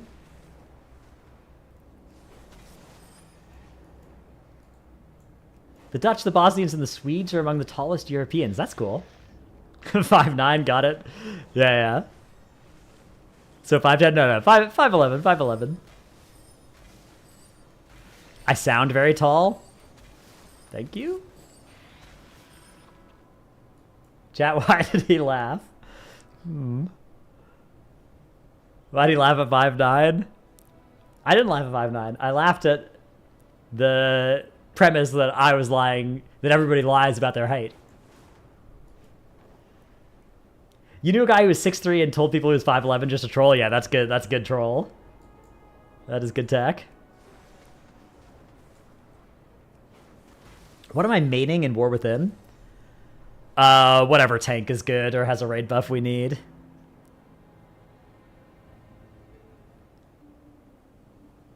Dippin is 4'6" or 4'7"? Yeah, that's true.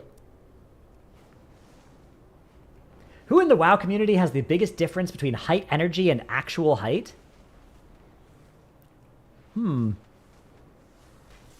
Height energy. I don't know. I'm not really a...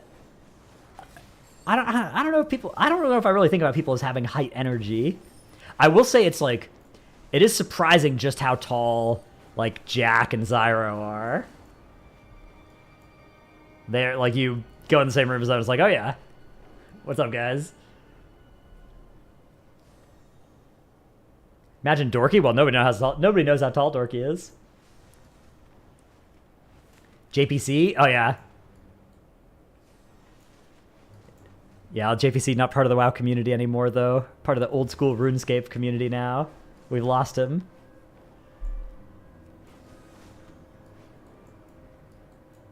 YouTube stream, please keep up VODs. Yeah, I will. I'll look into, like, it'll probably be... I'll keep them up, but not somewhere where it's, like, annoying, where you see them in my regular videos. But I'm pretty sure that's just how it works by default, so that should be nice. Isn't Method Sko super tall? Yeah, he's, like, I feel like he's, like, 6'3" or something? I'm not sure.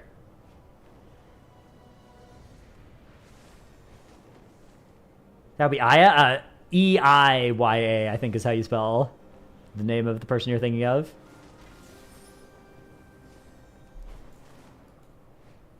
Under the live tab in YouTube? Yeah.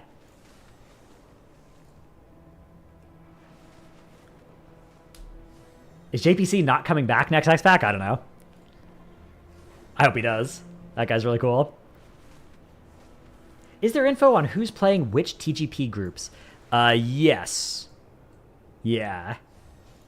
Let me find it.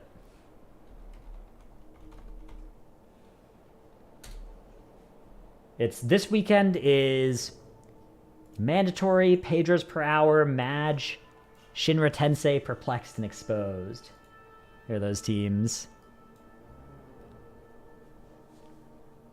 Zyro is super tall as well. Yeah, Zyro is, I think, 6'6" or something, yeah. You'd like to see Shakib streaming again? That guy's so wholesome and funny. Yeah, Shaq streams are a joy. Surprised to see me not wearing American stuff for 4th of July. Yeah. Drano's guild team, yeah. Yep, they're in the second weekend. Fingers crossed. Hope they do well.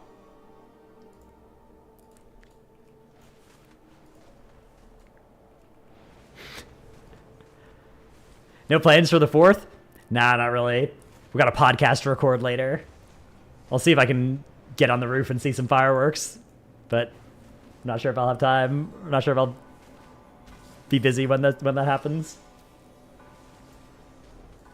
Oh, I heard there's some MOG that you can buy today only. Let me go log into retail guy. I will like gas and play at the same time, chat. That's wild. Yeah. Remote to play WoW on PC on your phone while casting? I mean, if I wanted to play WoW while I was casting, I could just boot up WoW on my computer. Am I rooting for my guild team or Dorky? Definitely my guild team first. Dorky and Ellesmere second, yeah. Group A is Giga stacked? Both groups are, yeah. Group A is definitely the harder group, though. But only by a little bit, I'd say. How long ago did I start going to the gym?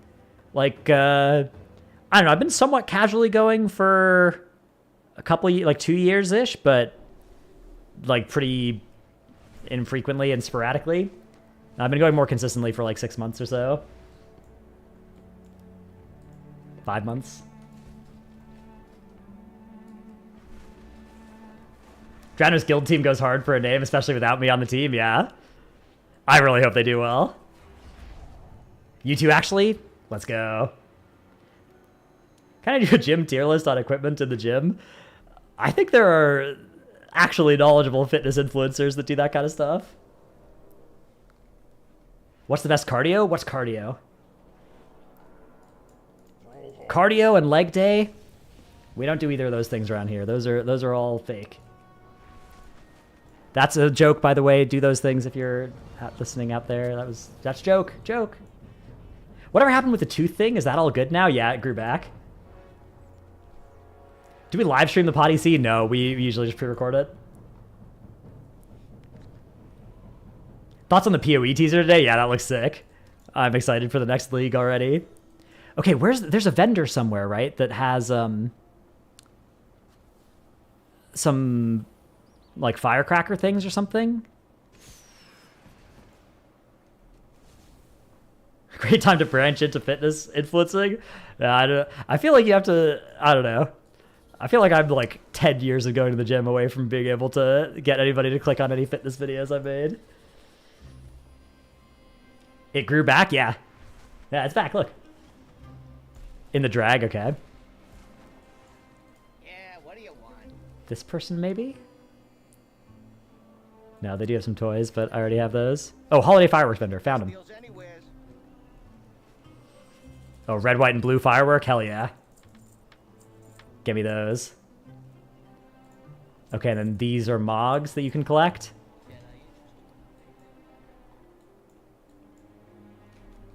Wait, where'd they go? Sparkler. Ah! Okay. I've got the Mogs. So what are these Mogs? There's just like fireworks held in your offhand? That's cool. Those are nice transmogs. Yeah, if anybody, I think it's just today only. You can get those Mogs from this person. What do you think I'll main in War Within? You're torn between Guardian, Feral Druid, and Mage. I will be playing a tank of some flavor. Which flavor? I don't know. I hope it's Prot Warrior, personally. But it'll be whatever's good. The way it works is like me and my co-tank will kind of just decide each tier who plays what. I will say if it's Paladin, if we want one Paladin, that's usually him. If we want a Warrior, it's usually me. If we want a DK, we both play DK. We both love DK. Same with DH. If it's a Brewmaster, I think it's usually been him. I guess it's been him, yeah, when we've wanted a Brewmaster. But I could do that as well. I don't know. Is there a tank I really do not like playing?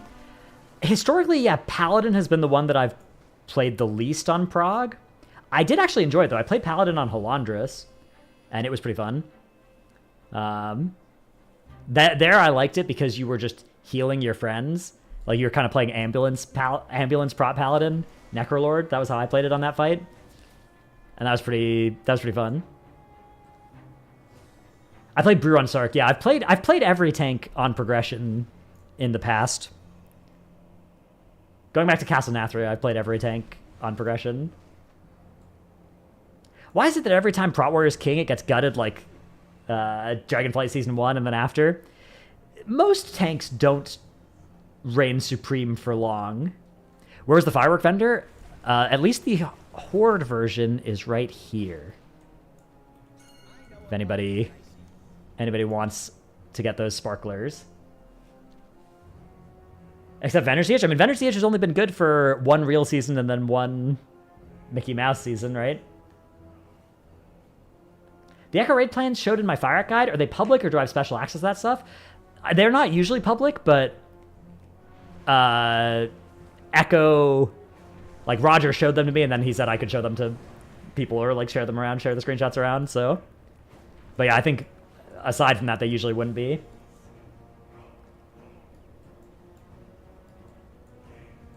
Did Prot Warrior even get gutted? You thought the meta swap because Prot Pally mini rework made it better? They did nerf Prot Warrior several times in that patch as well.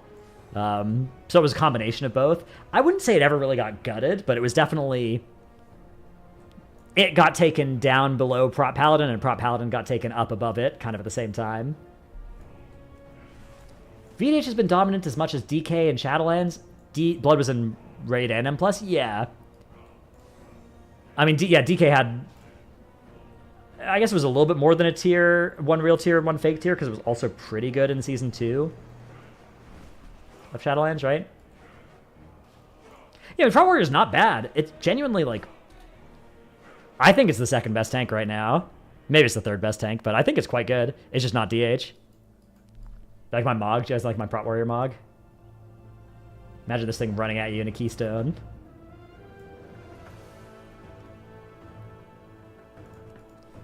Isn't DK almost always required in Raid because AMS is going to cheese something?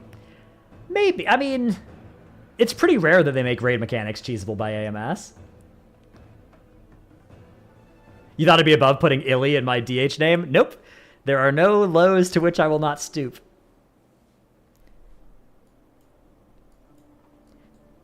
Did I know that the NA OCE lag is seasonal? It comes and goes every now and then.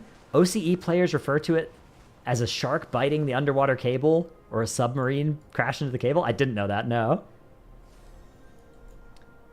Cheating things rarely matters that much. Other tanks can just live it.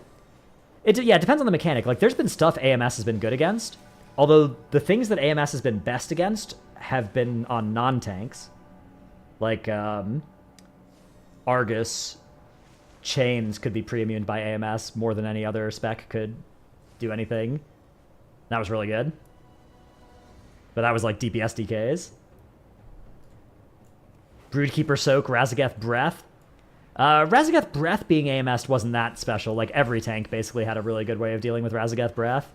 The Broodkeeper Soak, yeah, that was a Blood DK special. How much bronze have I gotten just flying around? I think about 100,000 now, lifetime. I've probably spent like 20 hours or 25 hours flying around collecting bronze now. Yeah, Mass Grip is extremely good when it's good, which is maybe once every other tier or something. If Prot Warrior is my favorite tank, what are my favorites for other roles? My favorite DPS is probably Outlaw Rogue, although I tend to not play it as much as I'd like any given tier because it's kind of hard to gear because I can't tank on it. My favorite healer? Probably Resto Druid. Although I've recently been really liking Resto Shaman.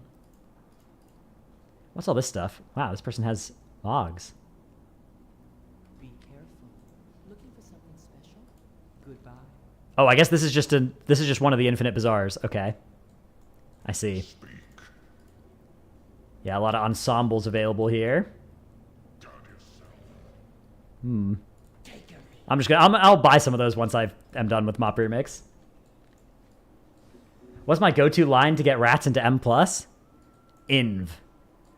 And then you send it to a guildie that has auto-invite turned on. You've heard Max talk about Mass Grip? Mass Grip being an issue. Because Grips are the DK raid buff. And so why wouldn't you bring a Blood DK over a DPS? Yeah, it's definitely true that Blood DKs are more likely... Like, they're better. They're better at AMZ than DPS DKs, and they're better at Grips than DPS DKs. Like Fire Axe, for instance, if you tried to do Fire Axe job as a DPS DK instead of a Blood DK, it's a lot worse. Yeah, I think that is a problem. Imagine a DK raid buff gives everyone one stack of a buff that allows you to grip once in a fight. Yeah, the problem with that would still be that it would only be good on fights where grip is good, which is already the only time that DK has a meaningful, like, reason to be brought. Still waiting for the day when Prot Pally's dual-wield shields? Dude, I think dual-wielding shields is such a cool aesthetic. I would love an MMO class that did that. I think that'd be sweet. Is Outlaw Rogue still really high APM? It's pretty high, yeah. I don't think it's incredible high or anything. I think it's like 80 APM or something. I don't know. I don't know if there's actually APM sims out for War Within beta. Maybe a noob question. Why are rogues not brought up when talking about classes without raid buff? They have Atrophic Poison, which reduces the damage that the target deals, which counts as a raid buff. It's like as powerful as Devotion Aura.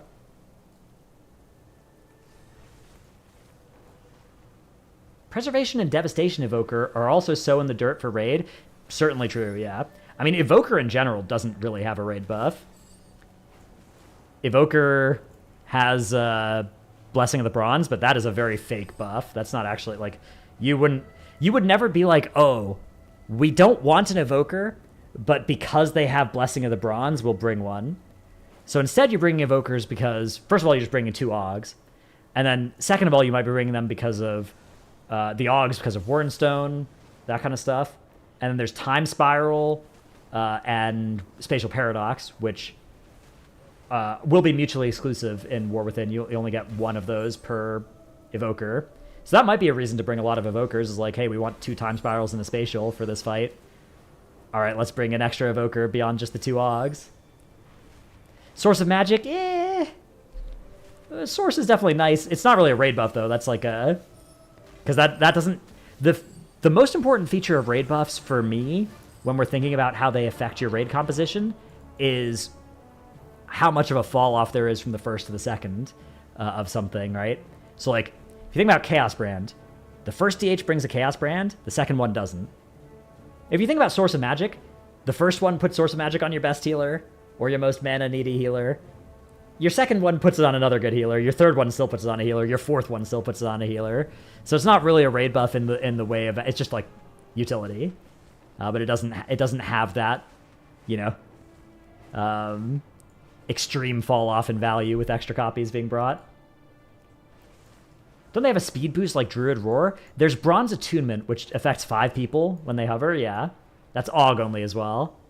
They can have it on when they don't hover as well, but the hover version is stronger. There's also Rescues. Rescues very valuable on some fights. Yeah, AUG... So as it stands right now, in any given tier, the top, like, 50 or 100 guilds will play 2 Augmentation Evokers, because they are, in addition to providing utility, also doing the most damage. That kind of stops being true once you stop doing cringe spreadsheet garbage below the world top 100. But in that range, they are very, very, very, very, very good. So they'll be included in every, you know, Race the World First comp for the foreseeable future. Unless they change that. Did I enjoy Bear during yesterday's testing? Yeah, I actually did. I want to test Druid of the Claw, but I did like Lunar Bear. Lunar Bear was kind of fun. Do you think AUG log hooks will ever get fixed? I've heard that's something they're working on for War Within. I suspect it'll never be perfect, but I wouldn't be surprised if it was a lot better, yeah. What I think looks good for M+ tank. Fodom rerolling is starting to feel exhausting, but you don't know what to do as a Pug player? Yeah. I feel you. Fodom rerolling is... The only thing worse than Fodom rerolling is not Fodom rerolling and not getting invites. Hopefully they have... we have a season where, you know, group leaders feel like the tanks are close enough that they'll invite multiple different specs again. That'll be nice if they can achieve that. If the beta went live right now, I think DK would probably be the easiest tank to play in keys. But Lunar Bear also actually looks pretty strong. Prot Warrior felt good too. A Brew also looked pretty sick. So yeah, I don't know. I don't really have a good read of which of those would actually be the meta if it went live right now, though.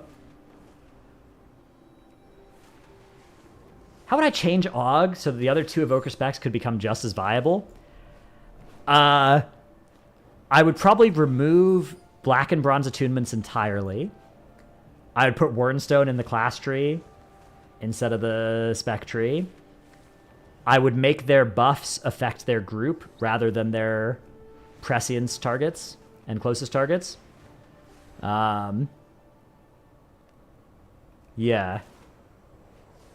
And then I would I would increase the... If you did all that, you could make Ebb and Might have a higher coefficient again as well.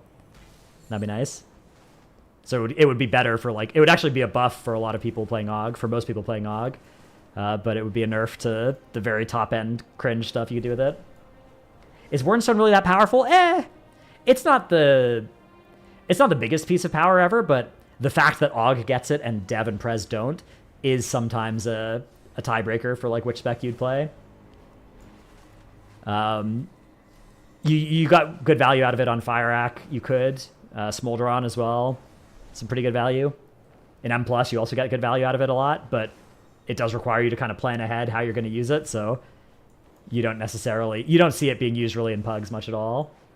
Oh yeah, Defy Fate. Defy Fate is probably fine. I think that could be the one thing that stays Og. Like, if you took away Bronze Attunement and Black Attunement, and you brought Wardenstone to the class tree, I think Defy Fate could stay. As the rare person who enjoys Og, if they made us not able to target who we buff, you drop the spec in an instant. That removes the entire appeal. Really? You like Og in Raid more than in Keys? For me, when I'm playing Og in Raid, I'm having such a worse time than when I'm playing it in Keys. Because in Keys, you're just buffing everybody, right? Like, you buff your group. And I've always found that was way more fun than in Raid, where it's like you're trying to min-max, like, okay, I gotta prescience these two people and then stand near this third person. But yeah, you're actually the first Og evoker I've talked to that liked it in Raid and not Keys. Almost every Og I know is the flip of that. So that's fair. I mean, you would certainly be less happy with my change then, for sure. You love the min-maxing in the Raid environment? Well, okay, surely you're not doing the actual min-max, right? Like, surely you're not doing the spreadsheet. You're doing the kind of mid-level min-max where you're thinking about who's going to press their cooldowns and you're buffing the people that you know are good. But you're not doing the spreadsheet, right?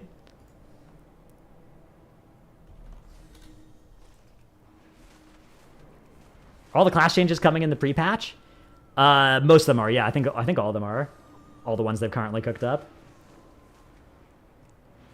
You're doing spreadsheet? Okay, so then you're actually enjoying, like, then you're not actually making any decisions while you're playing, right? You're clicking on the flames that are glowing.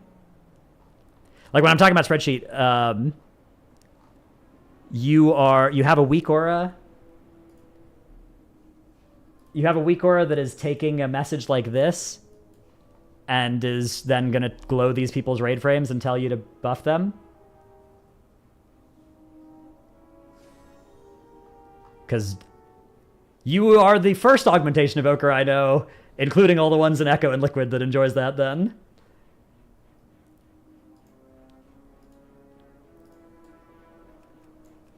Do people actually do that? Yep, that's how you do it. That's your note? That is your note. Yeah, I yoinked it from the channel.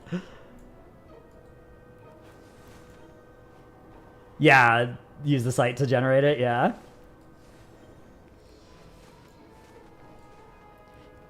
I think Og in Raid is unfun because you have the curse of knowing that Og is the best if you min-max it rather than the civilians who don't. I find the, moving presciences around on people to be not super fun. Because, yeah, it is, like, the thing for me that's unsatisfying as well is if I'm just doing it in a pug raid or whatever, I see that Infernal is up. I see that we're entering a 2-target part of the fight. I prescience that Destro lock. And then, like, some demon possesses that person, and they don't press Infernal. And I'm just like, what is happening? Why? Why is there no Infernal being pressed right now? Like, I Breath of Eons, and then my Breath of Eons expires, and then they're like, oh, I forgot I have Infernal. I'm going to press Infernal now. And I'm just like, okay, I'm never playing this in Pugs again.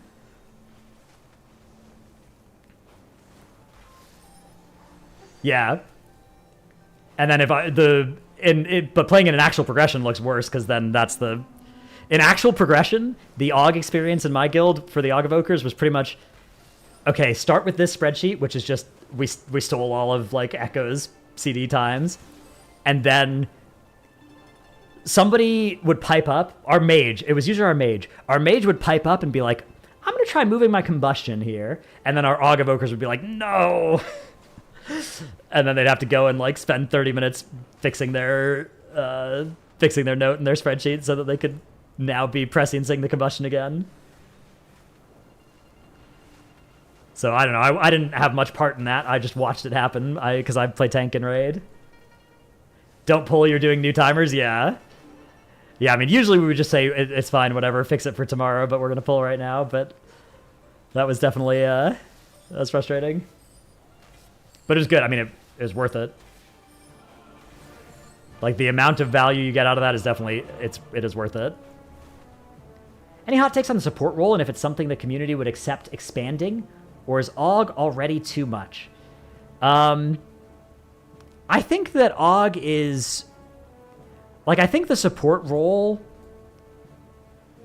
I don't think it works without just being basically another DPS. Like, I don't see how it is different than a DPS in terms of a role, right? It's just like a type of DPS class. Because if you think about it, right, like, it's not like you go into a key and it's like, oh, we need 1 support, 2 DPS, 1 tank, 1 healer. It's like, oh, we need 3 DPS, and the AUG can be one of those, right? Same with raid, right? Like, it turns out that at the high end right now, you do need 1 AUG for keys, 2 AUGs for raid, but it's not like you need the role. It's just you play that spec because it's overtuned for when played really well. That is... So I think calling it like a separate role doesn't really make sense, because it is kind of it is a DPS, right? Like, it's supposed to be transferable with DPS and with other DPS. Should they make more DPS that offer a supportive playstyle? I think it wouldn't be a bad thing inherently. I think that a lot of the problems that Augmentation Evoker has had haven't been due to the fact that they buff other players' DPS as their form of doing damage. I think it's been like specifics of implementation and also the decision to give them more utility and the same damage as every other DPS. It's like, I mean, duh, if you make a DPS spec that has 100% of a DPS's damage or 120% of a DPS's damage and 400% of an average DPS player's utility, like, yeah, people are going to bring the maximum of that spec that they're allowed to. And so if your definition of the support role is DPS specs for which that's true, then no, I don't think they should make more of those. I don't think they should have made one like that in the first place. But if you're just asking about, like, should there be DPS specs that their damage is tied, is some percentage of it is based on supporting other players, I don't think that's inherently a bad thing. I think it's important. I think there's a lot of minefield. It's a big minefield with how you implement that. Like, you can look at things like Power Infusion, Blessing of Seasons, you know, Augmentation Evoker, and there are people that I think have valid concerns with how all of those were implemented. But I don't think it's inherently impossible for that to be, like, done in a way that's healthy. And I also think there are people that are certainly finding that fun. And so expanding it to more specs, you know, and isn't necessarily a bad thing. You just got to do it right. And it is harder to do it right than it is for a regular DPS, for sure. Do I think they would work better if they made one of the DPS spots in the dungeon comp into a support spot? That spot would only be for specs that are buff or more utility focused. They would definitely need to make a lot of support specs before I'd be comfortable with that requirement being in. I mean, if you think about it, that kind of is how high keys work right now. Is you are required to bring 1 support because AUG is the only support and AUG is OP. But I don't think that's like... I don't think that would be good. That would only be good if a third of DPS players would like to support. Which I don't think the rate is that high. So I think that would involve people supporting who didn't want to. Like, you think about League or whatever. You think about League or Overwatch. You know, you go into those games and you queue up or whatever, and it's like, hey, you want to play support? We'll give you some goodies. You want some extra Battle Pass XP? You know, just play support, bro. Please, somebody please play support.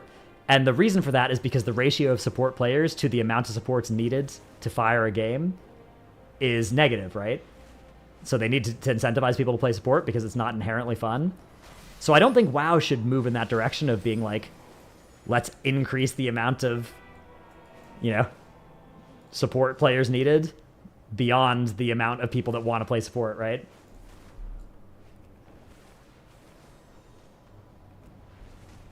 Yeah, the buffing aspect I think is fine. Like, I think specs, hero talents, trinkets, all having the identity of buffing other players, I don't have a problem with that at all. I just think that they should... I think support specs should be transferable with DPS specs, right? Like, it should be... You should be able to play without them and not have it be like, oh, my comp is bad. What if they made M plus 6 players? 1 tank, 1 heal, 1 support, 3 DPS? That could maybe work. Now we would need a ratio of 1 support to every 3 DPS instead of every 2. So that's a little bit easier. Probably a little bit more likely that, you know, people would be down for that. It would require fundamentally changing how parties work in WoW, so I don't think that would ever happen. But could that, you know, aside from the fact that they would never do that, they could do that.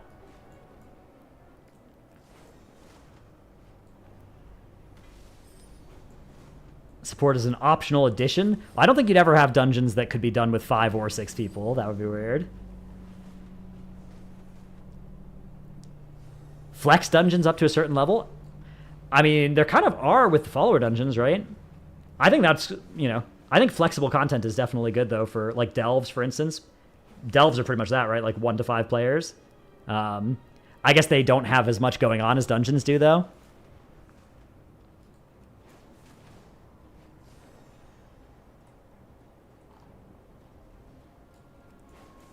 If they nerf AUG enough so that min-maxing it at the highest level is on par with other DPS specs, it'll be absolutely awful at the casual level. Yeah, that is the problem with AUG, is they have yet to make it so that it is good but not OP at all different levels of the game yet. But they've taken steps towards that. Like, if you think about what they've done with AUG so far, you know, it is more like that than it was when it came out. So they've got the trajectory right, at least.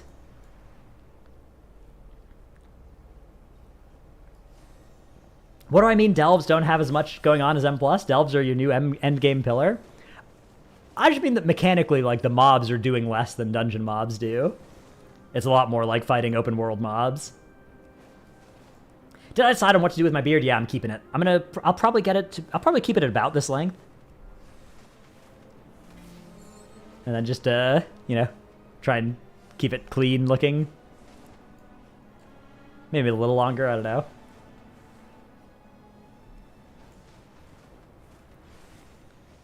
Hey, Woopa.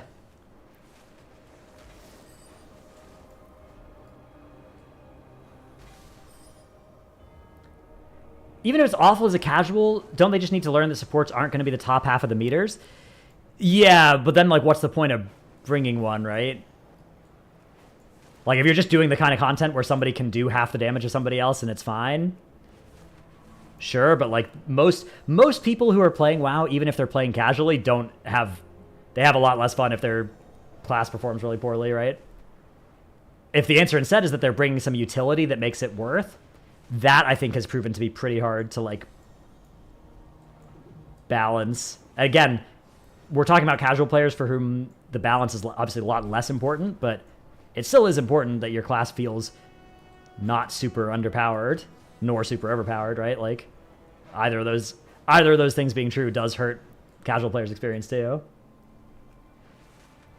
I don't know, you met a lot of people who don't really care about doing baby damage. Yeah. I mean, certainly there are a lot of people who do very bad damage, but when it feels like your class is incapable of doing good damage, I don't know. I mean, yeah, there are certainly a lot of people who aren't bothered too much by that, but there are a lot of people who are casual that still don't want to feel like a burden, right? They're marketing delves as an endgame pillar. I'm optimistic, but as of right now, I'm expecting it to be basically Warfronts tier content, and if it turns out good, you'll be happy. Yeah, I would say, you know, delves are not supposed to be for... You know, it's a new endgame pillar for... They're trying to make the open world and, like, flexible grouping, right? Not having a set group of people to play with, but playing with your friends when they're on, playing by yourself when they're not. Like, they're trying to make that a supported playstyle that slots into the Great Vault ecosystem, that slots into, like, weekly resets and seasonal progression. So delves are trying to do that, but inherently they're aimed at a section of the player base where if you are doing the more organized group content, the rewards aren't going to be super compelling for you from Delves. Like, the rewards that'll be most interesting to you from Delves are just going to be the cosmetics then, which I think is fine. But I think there are people that, you know, like if you ever do Mythic Plus, you know, 8 or higher keys on the current system, 9 or higher, I guess, next season, or if you ever do like AOTC rating, early Mythic rating, there's a decent chance that Delves are not going to have like power level upgrades for you at all. It's just going to be cosmetics only if you want. Which again, I'm totally fine with, but I think there are people that maybe have built up Delves in their head to be something that they're not trying to be.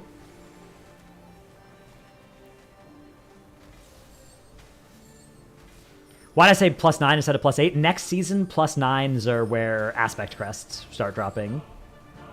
+8s are being downgraded to dropping the new worms equivalent. Seem like a between a scenario and M+. Yeah, I would say they're pretty close to scenarios, yeah. Or like single play. I mean, yeah, they're scenarios, but they're flex group size. What role benefits most from M+ affix removal in high keys? Ranged casters who won't need to cancel casts, so get more throughput. I would say tanks. A lot of affixes landed their difficulty on the tanks, right? Like Sanguine, you know, bolstering it would kill your tank, right? When mobs got bolstered, and also made the tank have to set up how they set the pull up. Storming even, melee affix. Certainly it'll be nice for ranged as well to not get, you know, volcanoed and stuff. Do I think the rogue raid buff is worth re-rolling? It's the only raid buff we're missing. If you're trying to do mythic content, yeah, I mean, the boss doing 3% less damage is nice. It's worth trying to, like, it's worth trying to get a rogue on your roster. It's, is it something that you, like, need? No? It's definitely less, like, it's less important than having Chaos Brand, I'd say. It's probably more important than having, like, Battle Shout and Mystic Touch. But probably less important than most of the other ones. Maybe about the same as most of the other ones. 3.6%? Yeah, okay, if you talent the stupid thing. Yeah, it's also, it's nice to have rogues for other stuff in raids pretty often too, but I don't know. Like, if you've got somebody in your raid who is playing, if your second Havoc Demon Hunter also likes playing rogue, yeah, have him play rogue. You're gonna get some good value out of it. But if it's like, oh, should we recruit a worse player or like play a worse player to get a rogue buff? It depends on how much worse. The answer, I guess, probably is still yes. But not if they're a lot worse.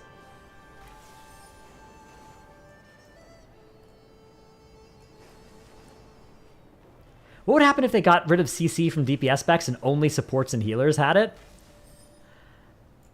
I think that would make DPSing a lot more boring. Because, like, DPS kind of already doesn't... I know a lot of DPS players who play like that's already in the game. But I feel like how DPSing can be fun is by, you know, working in your utility well and not just only hyper-fixating on damage. Some DPS players would definitely be happy about no longer getting yelled at for not stopping stuff. Hey, Snow. Still have interrupts, just no hard CC? Yeah. I guess that could be a way to make the support role a required one. Hodge and Blinding Lights for personal use? Yeah. Yeah, you just throw those out if you're... if something is, you know, for Spiteful is chasing you or whatever. That's the only time Hodge gets pressed. Can relate. Do I map Caps Lock to a different modifier key? Caps Lock is actually my push to talk. That's what I use Caps Lock for. So, and here's the thing. I know you can turn your Caps Lock off of being Caps Lock, but mine is also Caps Lock. So, I do sometimes randomly type in all caps because I have turned on Caps Lock to push to talk. That's cursed? It's okay. It is a little cursed, I'll give you guys that. That's crazy who admits that. Look, We're having a heart-to-heart here, chat. We don't keep secrets from each other. You do the same thing? Yeah, see? There are dozens of us. Caps lock is movement speed. Oh, like sprints? Sprints for me is 8, which I hit on my mouse, my thumb button on my mouse. Sprint is G. G is set focus on all my characters. Caps lock push to talk. Do I not use shift modifiers? I do. If I want to hit both at the same time, my pinky can depress both buttons simultaneously.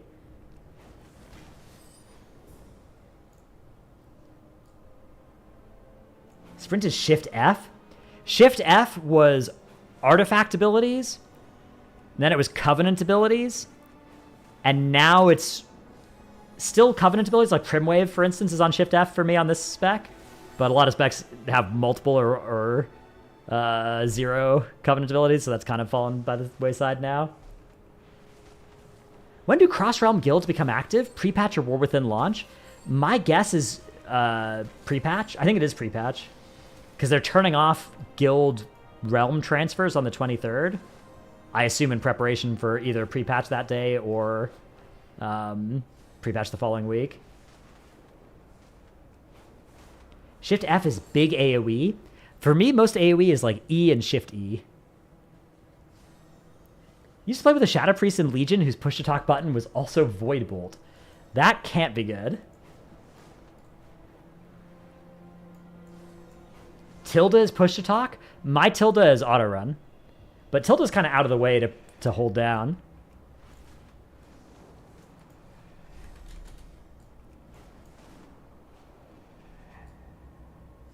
You have a foot pedal for push-to-talk?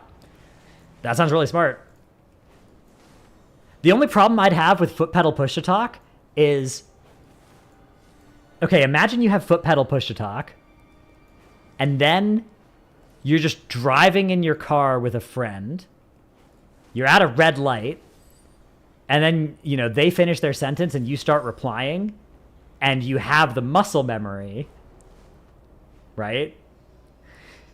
You have the muscle. See, that's the thing that would worry me. That's the thing that would worry me about if I trained myself to foot pedal push to talk. That's gamer brain rot at that point. I mean, look, it would only have to happen once, right? Then you're toast. That's a big what if. I mean, I know for you guys, the concept of having a friend in the car with you is a pretty big stretch. But for me, you know, a cool person, that sort of thing happens from time to time. And so it's a situation I have to kind of plan for.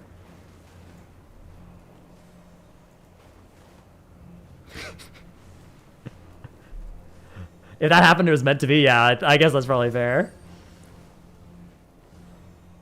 I guess your foot's on the brake anyway, so you'd kind of be... You'd already be depressing a pedal.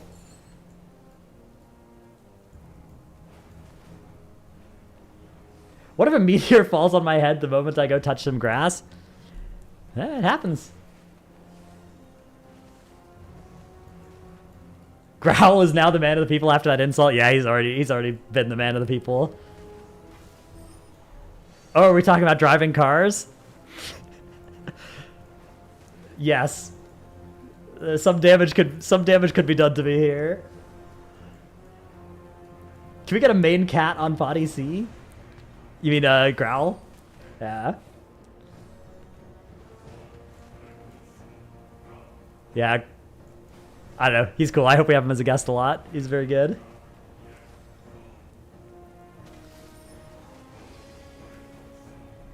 Am I going insane for going open mic but high sound threshold to trigger the mic because I don't want to bind push to talk to a key? I think if you do voice activity, as long as it's not triggering a lot, that's fine. Like if you're in a quiet environment and it only picks up when you talk and you're never having a, you know, an extraneous conversation, I think that's fine. But yeah, if it's ever picking up like you talking to your mom in the other room or whatever, then yeah, we got a problem. Yeah, push to mute is fine. If you're using push to mute, that's totally fine. That's absolutely good. It's just like if we're hearing background noise from you a lot, that's a problem, right?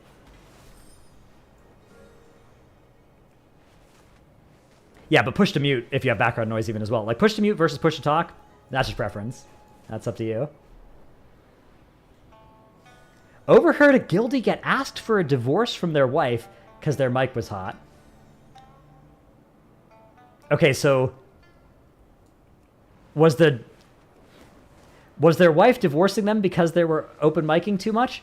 Or did you hear it because they were open micing and it was for a different reason? Because I do think that's good grounds for divorce. I think, you know, if you're with somebody and they start open micing all the time and, you know, you're hanging out in Discord or whatever and then you hear a bunch of noise in the background, I would end a relationship over that.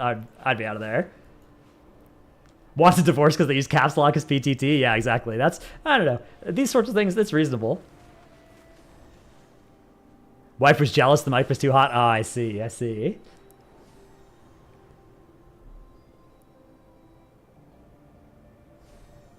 That is wild, though. How do you even, like, what do you even say when they, like, what do you even say? If you're in a channel with, like, 4 guildies and a 5th or whatever that their wife serves them divorce papers over open mic, like, what do you do next? What are the next 5 minutes looking like at that point? Yeah, do you guys just all leave the channel? Or do you all just kind of, like, be like, oh, and then you don't say anything? Muted laughing? Yeah, I don't know, man. Server mute the guy? Oh, yeah. Yeah, I guess I would, if you have the power to do that. But what if you're in a Discord where you 5 don't have permissions in the Discord? Did she bring them to them braless and with a sandwich not asked for? That is what I've heard that's the standard to be aiming for, huh? Play the Joe Rogan clip? I don't know. I'm not a Joe Rogan enjoyer. Don't know the emote now. Yeah, sorry. You tell him for sure? Yeah, but like... That's stupid. You're stupid. Let's move on. Yeah, good comms, Snow. Good comms. I got derailed, man. That was well timed. Well aimed. Like, okay, you're really gonna... Are you gonna pipe up in Discord? The guy's wife has just served him divorce papers. Do you really want to remind him, like, oh, your friends are all listening and just heard that? Or do you guys just, like... I don't know, just all leave the channel? Because I assume that it's probably headset off and just gets up at that point, and then you're gonna keep hearing... You're just gonna keep hearing the conversation? Depends on how good of a friend, yeah. Yeah, I mean, I think the most ethical thing to do is server mute, for sure, if you wield the power to server mute the person. You just yell into the mic, get wrecked, bud. Yeah? Yeah, if it's a guildie that you don't like... If it's some asshole that has stolen gear from you the last 3 raid nights, you know, they rolled a 97, you rolled a 93, you thought you were going to get the item. Now is your chance to really stick a dagger in, right? Call him a maidenless tarnished and ban him from the Discord. Okay. I'm constantly doing 1/3 less damage compared to skilled players. I play Ret Paladin. It's very frustrating as I play a lot. Did I hit my skill ceiling? How to improve?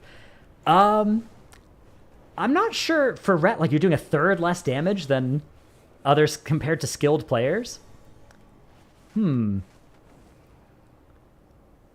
think that, like, I mean, how familiar are you with, like, really min-maxing the rotation? Which for Ret, I don't think there's too much there.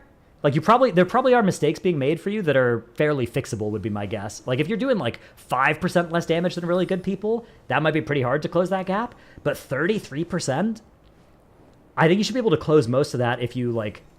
If you go read the Wowhead Ret Pally guide, for instance, and really, like, double-check to make sure, like, am I doing that? Oh, am I doing that? Oh, am I playing that talent or whatever, like people are? I think you should be able to get... most of that gap closed And then the last little bit of it is like the real expertise. Yeah, if you don't have the legendary, that's going to be hard to compete with.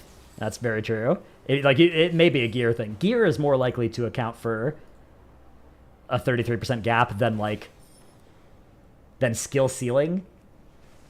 Like, I think it's more likely that you haven't reached your skill ceiling and there's some easy fixes you can make rather than like it's hard and you've reached your skill ceiling. I don't think that's likely with a full third less.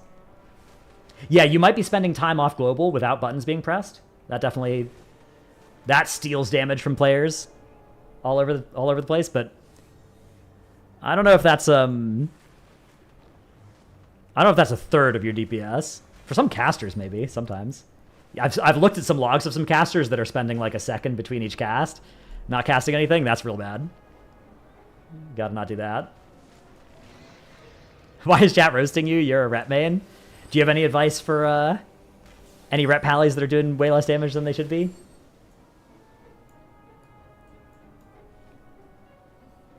Overcapping holy power?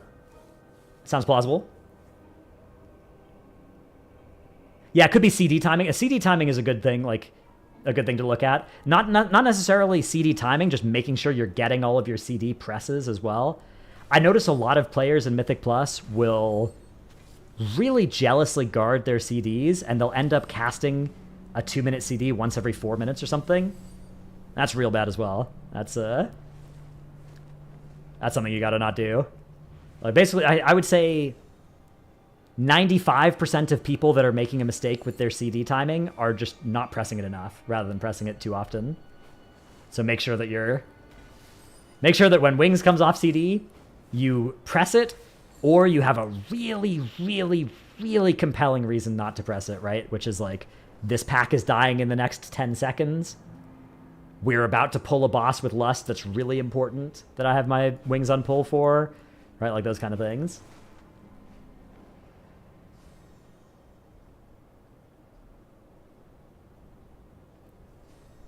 You hoard your CDs, it's bad? Yeah, you're not alone. It's a very common... That is probably the most common mistake that people make in M+ is DPS. In single target, it's important to get off 2 Executioner sentence per 1 minute Wings. I didn't know that. I haven't played much Rat single target. That sounds really smart, though. Hey, Flakes. You used to only use CDs on bosses? Yeah, again, you're not... A lot of people will do that. A lot of people will do that. That's bad, though. It's bad, but you shouldn't feel bad. That's a fun thing you can fix.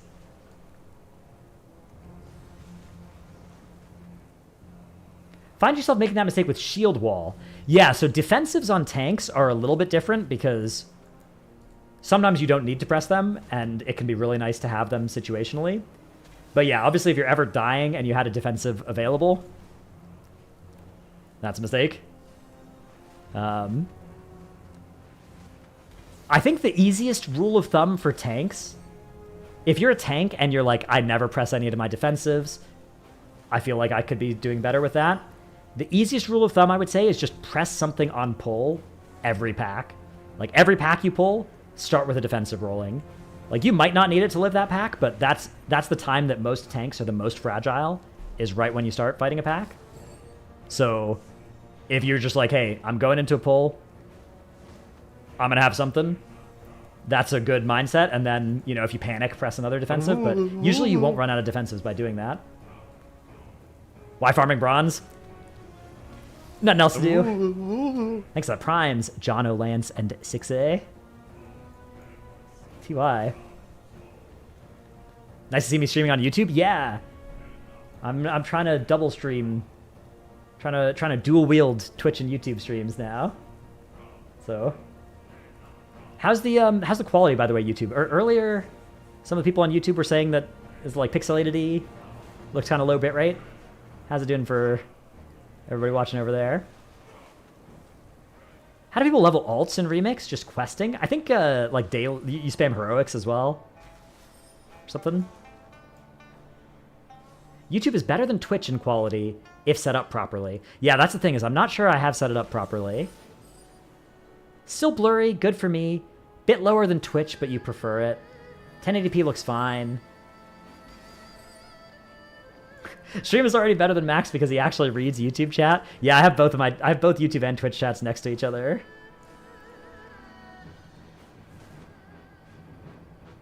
I've definitely missed a lot of chats though. I've missed more YouTube chats than Twitch chats as well, but I'm trying. Better than watching ads? Fair enough. Fair enough. Noticeable but not bad. Okay, yeah. I mean, I should be able to get the quality up. So, after this stream, I will look into buffing the YouTube quality somewhat. Yeah, I mean, I should be able to stream to YouTube at a higher bit rate than I can stream to Twitch, because I think Twitch caps it at 6,000 kbps. That's the unit, but I think YouTube doesn't cap that. Kbps, yeah, kbps. That's the metric. I get jealous when streamer reads YouTube chat. I'm sorry to hear that, lithium battery eater. If Jadnos doesn't read your comment, it means he hates you and your spec. That's right. Seems lower bitrate than Twitch. Yeah, it should be the same. I mean, actually, right now, yeah, it's fluctuating, but it's like about the same. At least on the output side. What do you guys mean? Dratnos is on stream talking to me and only me. That's right. Each and every one of you. Everybody else are just Twitch chatters to me, but you are my actual special friend out there. Is TGV tomorrow? Which teams are playing? Yes, Mandatory, Pedros per hour, Perplexed, Maj, Shinra Tensei, which is Nerf's team, and Exposed. You love being parasocial? That's great. That's good. So it's Dr. J's team, Mandatory, Nerf's team, Fired Up's team, Perplexed, and then one kind of new face team. Hey, Lippy. Did you just watch my stream? No, TTV Warcraft, or YouTube/Warcraft, I think are those will be the places where you can watch the official broadcast, and then people will also have watch parties up as well. Like a lot of streamers will have watch parties going. Has Dr. J ever missed a WoW esports event? I'm pretty sure he's played like almost every MDI or TGP. And most impressively, I'm pretty sure he's played almost all of them with a different team.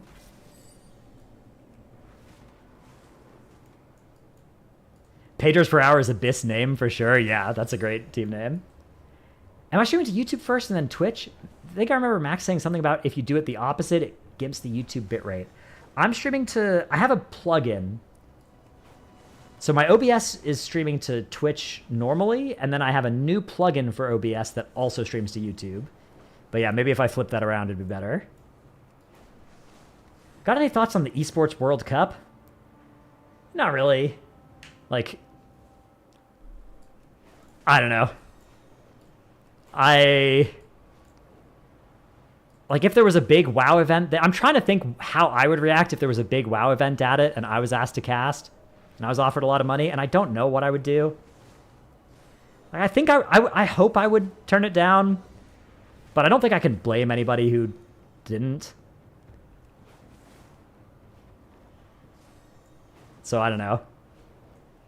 Like, it's tough, right? Like, I don't know. You know, when I was sponsored by Golden Guardians for a while, they got like a crypto sponsor that I didn't like. But actually it was FTX, which I ended up looking pretty, you know, had I been choosing which sponsors they'd taken, they would have avoided a bomb on that one. But, you know, it's tough. Like, a lot of events or sponsorships or stuff that for some reason or other are, you know, somewhat or in a lot of ways problems, right? But, you know, people need money, so I don't I don't know. I don't want to cast judgments on like the casters that have agreed to cast the Esports World Cup events or the orgs that, because like it's tough out there for a lot of esports org right now. If you're just turning down, you know, hundreds of thousands of dollars or whatever, people are going to be out of jobs. Like that's, you know, that's also bad. So I don't know. It's a tough spot. I'm pretty sure I'd be able to turn down, like, unless they offered me a lot of money, I'm pretty sure I'd be able to turn it down, but hard to be sure. When you take a sponsorship, are you allowed to talk bad about the product, or does that just end up meaning you're no longer going to be sponsored? It depends. It depends on the exact sponsorship, but I usually, like, usually you're not allowed to, like, be super negative about things. I won't take sponsorships that require me to, like, say certain things, you know, to say I feel a certain way about a product. Like, I'll take ones that are like, don't be overly negative, but, you know, give your real thoughts about it, which to me that's like fine. But I wouldn't take one that's like, here's how you should say you feel about our product. Like, I think that's icky. But again, you know, I am not in a position where I like need the money from any given sponsorship. There are people who are, so I wouldn't judge people who are taking those. Would I for $1 billion? Oh yeah, I would. For a lot less than $1 billion, I would sell out my morals. That's, I would do it for, you know, probably somewhere north of $100,000, but south of $1 million, I you know, I could be bought, I think. It depends on how bad the thing was, right? Like, you know. Yeah, Raid Shadow Legends, that's a game I suspect I will never have a sponsorship for. You know, if they were trying to pay a lot of money. But I've turned down a lot of Raid Shadow Legends deals, let me tell you. Push keys on bolstering fort for 100k? No shot. How much money for you to show up at my birthday party? That probably wouldn't be too much. Like, if you pay my travel, I don't know, a couple grand or something. It depends on how long I'm traveling, I guess.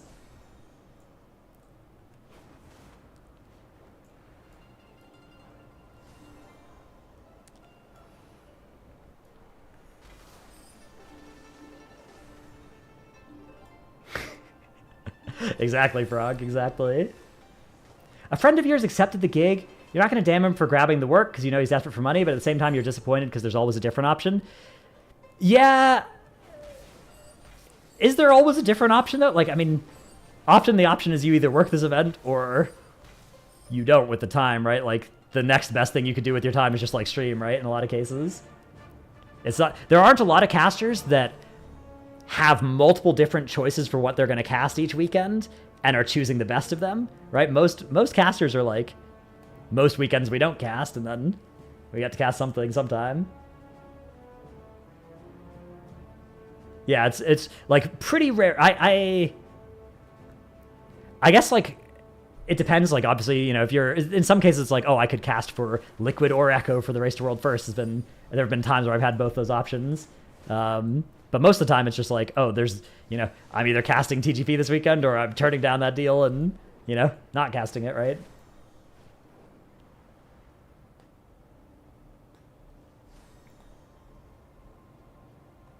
Am I looking forward to tomorrow? Yeah. Yeah, I love TGP. TGP is really fun. Taking Raid as a sponsor when you cover a different game is such a self-report. Every time you see it happen, you chuckle a bit. Yeah. I mean, you know, again, like, the people that are taking Raid Shadow Legends sponsorships, they're getting offered enough money to make it worth, right? Like, it's there's a reason you'll see a lot of people being sponsored by them. They do often offer quite a bit of money to do it, so I would say if you see streamers, you know, doing a sponsor stream or whatever, try not to look down too much on them. It's just, they're doing that so that they can then continue to provide you all that exciting free entertainment you get from them when they're casting their main game or, you know, streaming their main game.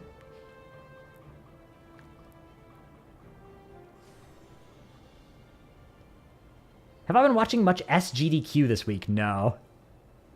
No, I haven't. I watched a tiny bit. Somebody in my guild was watching some RuneScape thing, but I didn't know what was going on. Everyone's quick to call you a sellout until they're offered a life-altering amount of money for something they dislike. Yeah. Yeah. Yeah. It's, you know, it's very easy to not take a deal that you're not offered.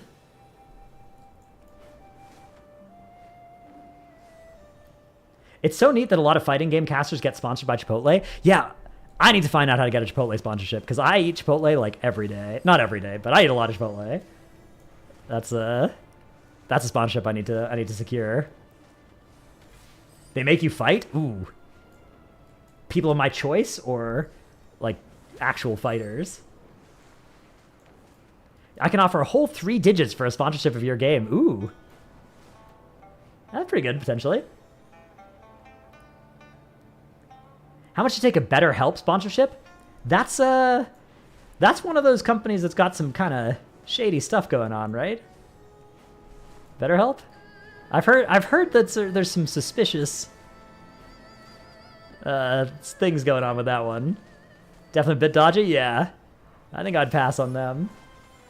Not that I think therapy is good. I think therapy is great, but I've heard that specific company is not the best. They're getting sued soon? Okay, yeah.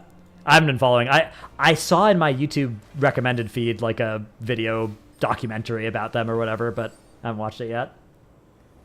Remember I Will Dominate, a League streamer, broke down his entire sub numbers of Twitch and the type of offers he got? He said he turned down a lot of Raid Shadow Legends offers for over 35K. Wow.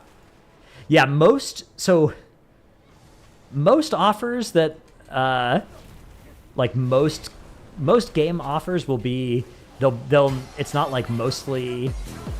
I got my Pedro Weaker. Hang on, let me turn off my lust. Good old Pedro lust.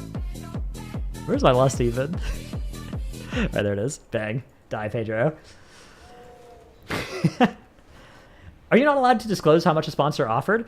I think you're not supposed to if you accept the deals. I don't think they can stop you from telling you how much they offered. But if you know, is there some risk that if you talk about that a lot that maybe people won't send you offers? I guess maybe. Probably not a huge risk. But yeah, most offers will be... Hey, I mean the telly. Most offers will be like the base rate isn't always that high. A lot of the time it'll be like, oh, you know, you'll get $20 for each person that reaches Clan Hall level 3 or whatever in this mobile game, that kind of thing. And then the base rate will be, you know, a couple $100 or something type thing. It depends though. A lot, like Raid Shadow Legends in particular, my understanding of that game is they work with basically every marketing company under the sun. So there will be so many different offers that streamers will get to promote the same game just from different marketing agencies. Lusting for one random mob? Look, it's the only fight I'm going to do in the next 10 minutes. Those are rare. Ludwig did a Smash event, got in trouble for encouraging everyone to get to level 10 and then quit. Yeah. Yeah, it's a thin line to walk because, you know, obviously you want to encourage your audience to do the thing that gets you the commission, right? But you don't want to, you know, if you make it too obvious that it's like, I don't actually think this game is good or care if you play it, I just want you to get me the incentive so that I get the money. You know, obviously the game company isn't going to be super happy with that. Hey, Tectonium. I've heard that Raid Shadow Legends also offered money, connected many people sign up on kind of hostile way. Yeah, you know, sometimes you get, you know, I get these emails in my inbox that's like, you know, you'll get paid $2,000 if 50 people, you know, sign up.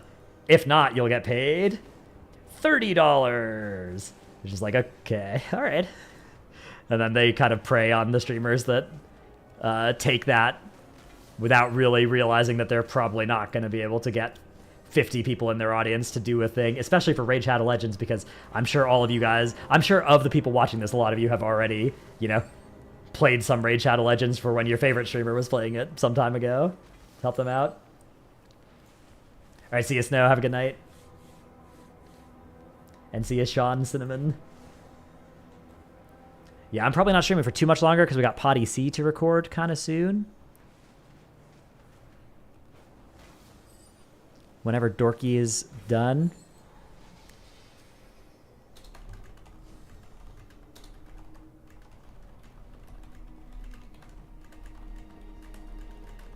Send a little message. Bang.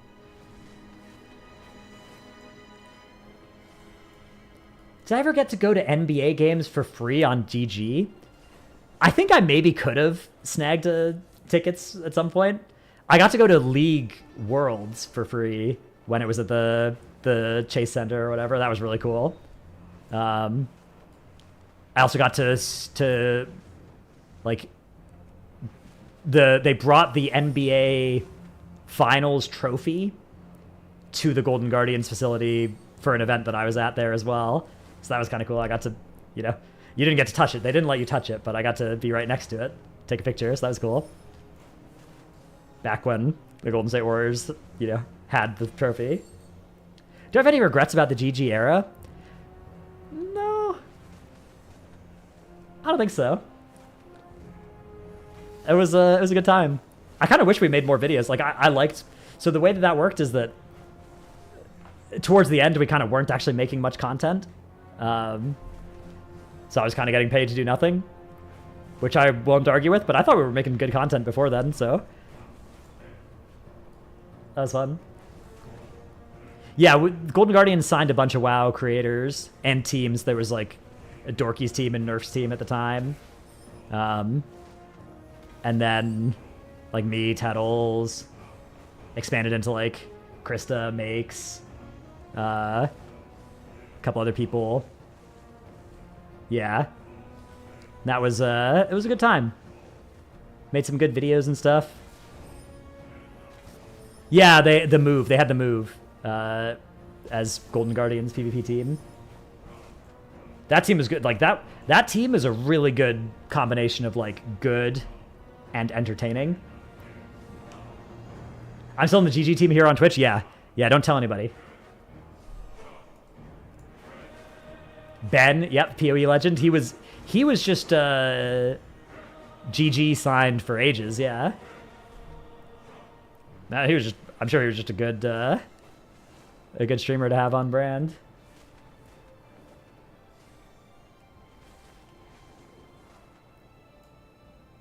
Do I usually stream on YouTube? No, this is the first time I've tried to simultaneously stream to YouTube and Twitch. Hey Dranos, in your recent patch notes you mentioned Sand Lane likely got nerfed because Unholy was pumping with it. What are my thoughts on tank hero trees eating nerfs for DPS performance? Yeah, I mean, Sand Lane also looked good for Blood, but it is definitely true that, sometimes when they nerf hero talent trees, it's going to affect both specs, even the one that doesn't need it. I'm sure they can nerf this just for Blood or just for Unholy. They did that with Spellslinger, for instance. They've been doing that with Sun Fury. But, so hopefully they do that a lot once it becomes live. At this point in beta, they probably don't need to do that because they can just buff Blood later. Or nerf Blood later. Like, Blood also, Sand Lane Blood probably also had to get nerfed. Deathbringer Blood probably still has to get nerfed a little bit, so...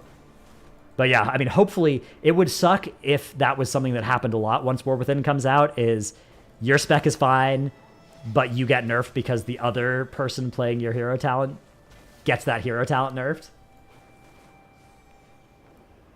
Do you think in future expansions getting third hero talent trees is a possibility? Maybe, like a new one, or just getting access to the one that you don't currently have access to? Because all the ones that you don't currently have access to they're kind of like off theme for you. I guess it could maybe work, but like, Sun Fury, Frost Mage, Druid of the Claw, Balance Druid. Be kind of weird. It could be cool. I don't know if the gameplay is good. I'm sure the lore could be justified. Do you think the Rogue's trees are in a decent spot right now? I think the Rogue ones and the Hunter ones could use some more attention. Could use a little more attention. I think they made the Deathmark one, not Deathbringer because that's the DK one, but the The one that's shared by Deathstalker, yeah. That one looks pretty cool now. I feel like Fatebound and Trickster still aren't quite it, but I'm not sure. I haven't tested very much Rogue at all as well, so that's just a vibe for me, not a strong opinion.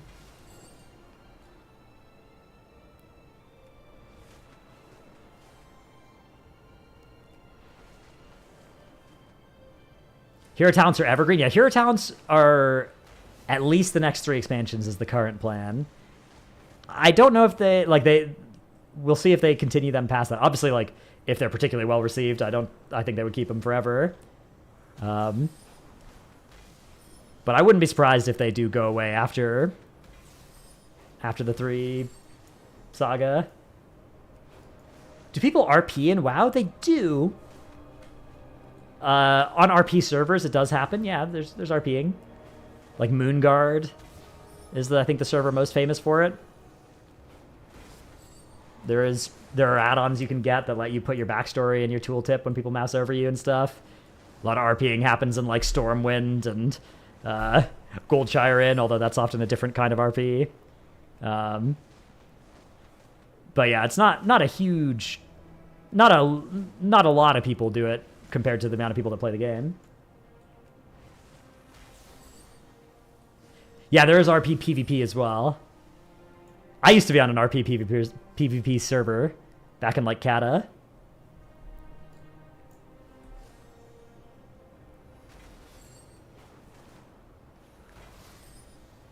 There's like 3 RP servers and 1 million non-RP servers. Yeah, there's like, I think there's like 10 RP servers. Something like that. How do you RP PvP without /spit? That's a good question.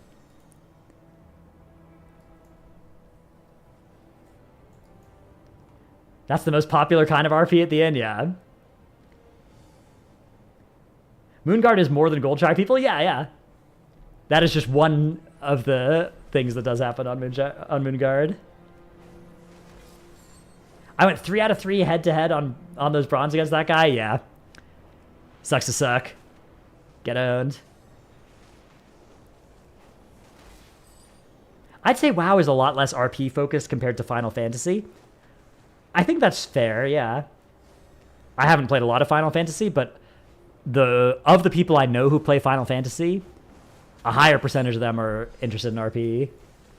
And not even necessarily like full-on RP, but like being engaged in the story really heavily, you know, caring about how their character looks.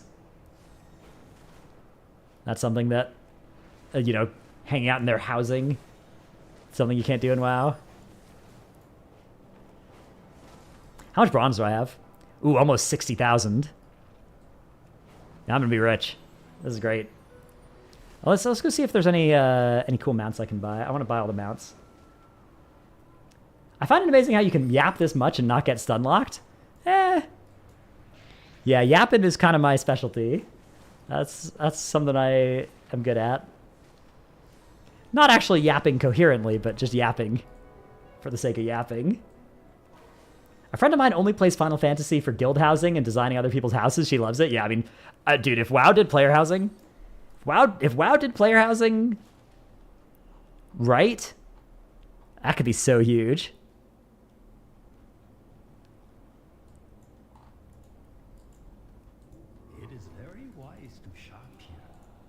On a scale of just woke up to defending your senior thesis, how much prep do you put into Pod EC?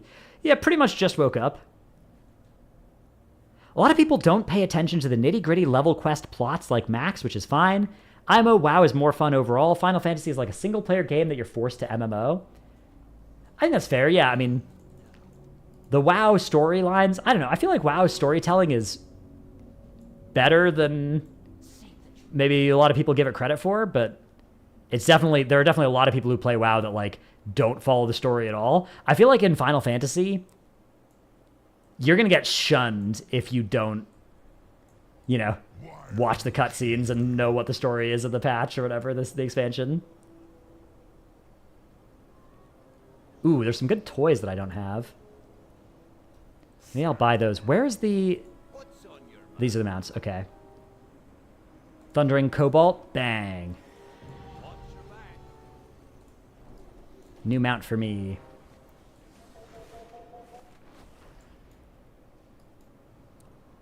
Final Fantasy, not just Final Fantasy XIV, has always been story focused. Not surprising, they remain kings of storytelling. I don't know. I mean, Warcraft has also been very much story. Like, if you compare Warcraft to every other RTS at the time, the thing that Warcraft, in particular, the Frozen Throne, but that Warcraft 3 did better than every other RTS, I think, was story. Remember the outrage when Quinn bought a skip for Final Fantasy Story? I don't know. I didn't follow that much.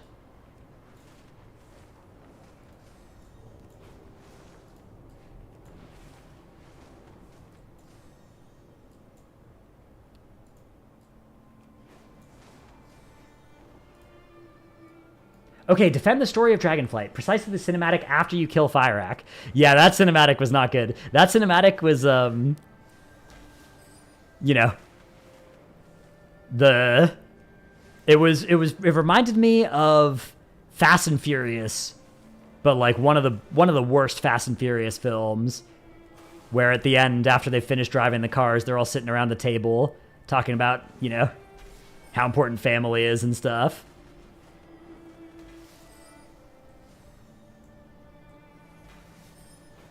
The Command & Conquer live-action cutscenes were peak game storytelling, yeah.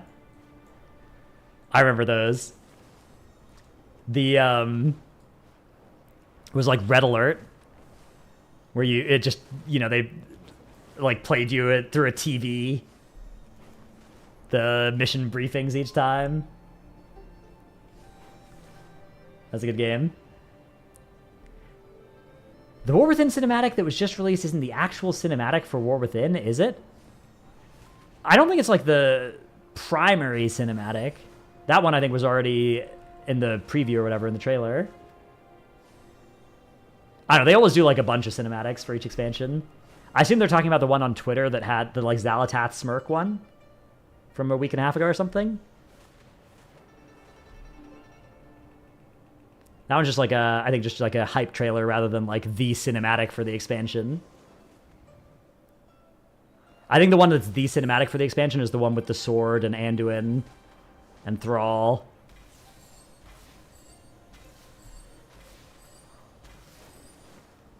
What sword? Yeah, what sword, exactly.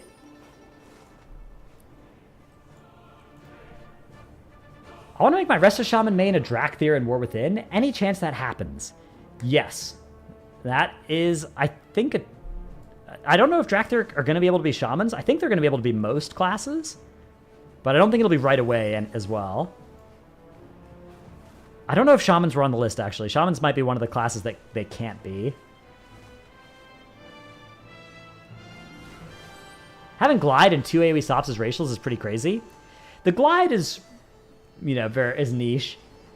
2 AoE stops is definitely something. You know, 1 AoE stop is the most that any race has right now. I don't think you'd play it over Dwarf or Night Elf still. But yeah, I mean, it's pretty good. I wouldn't be surprised if when they make Drakthir able to be everything, they move one of those to the Evoker class tree and then keep the other for the race. Can other races be Evokers? No.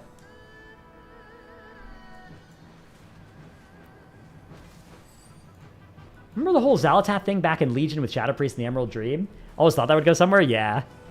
Yeah, Xal'atath was cool.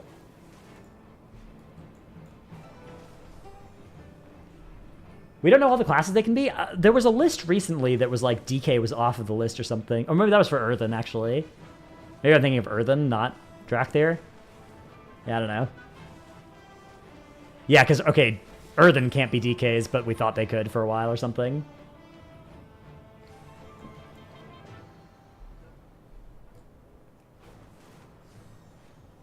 Full-time Visage form for Drakthir? Yeah, that'd be nice. How much info is out about Earthen? I think pretty much everything.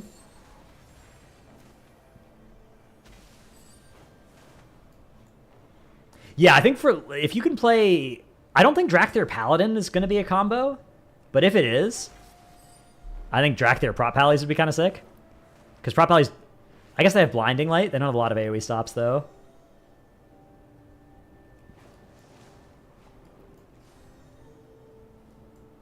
Currently watching Independence Day movie and at the speech part. Oh, yeah. That's a good 4th of July tradition. What's on my shirt? This is, like, Aberrus. It's a stylized Aberrus from the, Echo Race the World First. That tier. Pedro, no. We'll save Pedro. We might need him. Ayo didn't. Thanks for the 3 months. Disrupting chat for Prot Warrior is so OP for the Orb Affix? Yeah. That seems sick. Watching any good TV lately? I've been watching The Boys. I watched the newest The Boys when it came out. Haven't watched Shogun yet. What do I think of the last epi? I knew that the guy was a hallucin... I guess spoilers. Yeah, spoilers. I don't want to spoil that because it's just been out for a little while. So my bad if I accidentally just spoiled it there. I knew that a twist in that episode was happening, though. I saw it coming. Yeah, my bad, any Boys enjoyers out there. At least there's so many different words that start with hallucin. Yeah, exactly.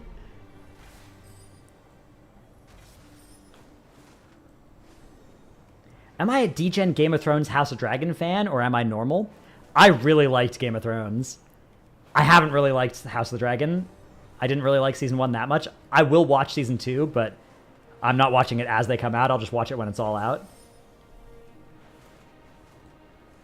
Actually, the biggest Apple TV show that I've liked is Severance. That show is really good, in my opinion. I can't wait for Season 2 of that to come out. No, I haven't watched The Bear. I've heard good things about that. I should.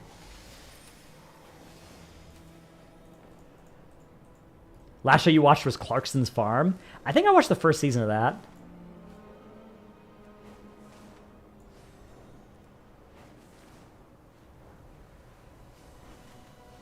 Have I watched Fallout? Yeah. Oh yeah, Fallout. I liked Fallout.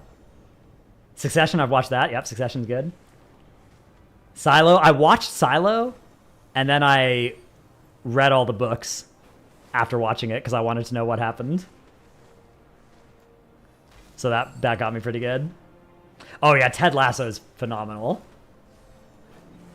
Ted Lasso is that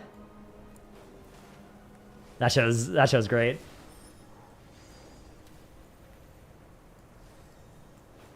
The Bear is one of those annoying shows that makes you hungry while watching it. Yeah, it's set in a restaurant or something, right?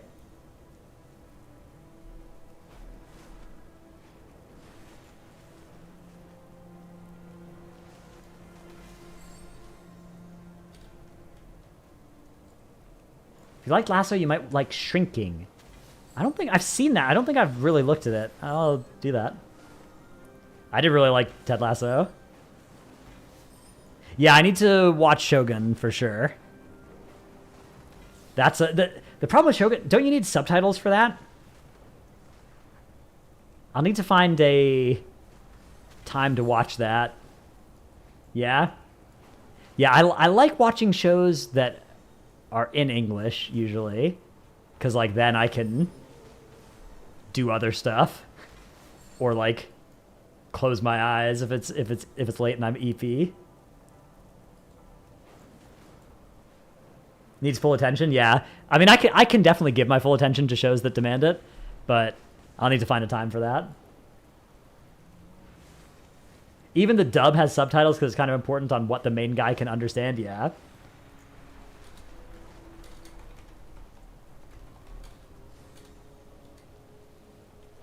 For All Mankind? So I have watched For All Mankind. For All Mankind Season 1 I really liked. Season 2 I kind of liked. Seasons 3 and 4 I've been watching out of sort of I watched out of kind of morbid curiosity of what they were going to do next, but it fell off the rails for me. Yeah, I watched Gen V. That was good.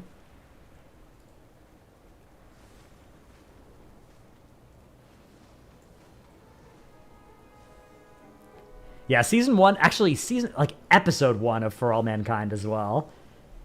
That, even just one episode was really good. Such a good concept.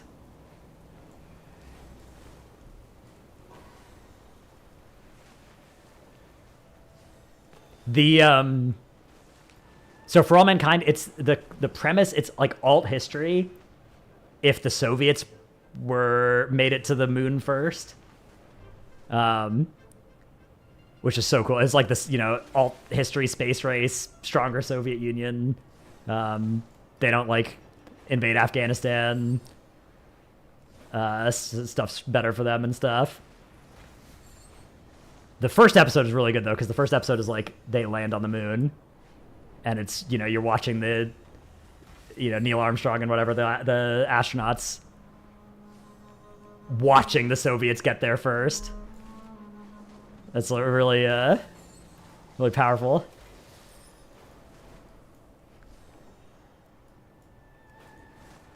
The fake commercials and speech videos, yeah, they have a lot of they did a lot of good work of reimagining how history would have been different, and familiar characters but in a slightly different timeline. How would they have been different? It's called For All Mankind, and it's a strong, again, season 1 is strong, season 2 is okay, seasons 3 and beyond, season 3 and 4 are, it goes off the rails.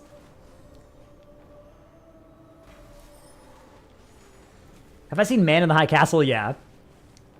Yeah, I like alt history. I don't think the story in that was anywhere near as good as For All Mankind's. That one was mostly just, it was a chilling view of what history could have been like, right?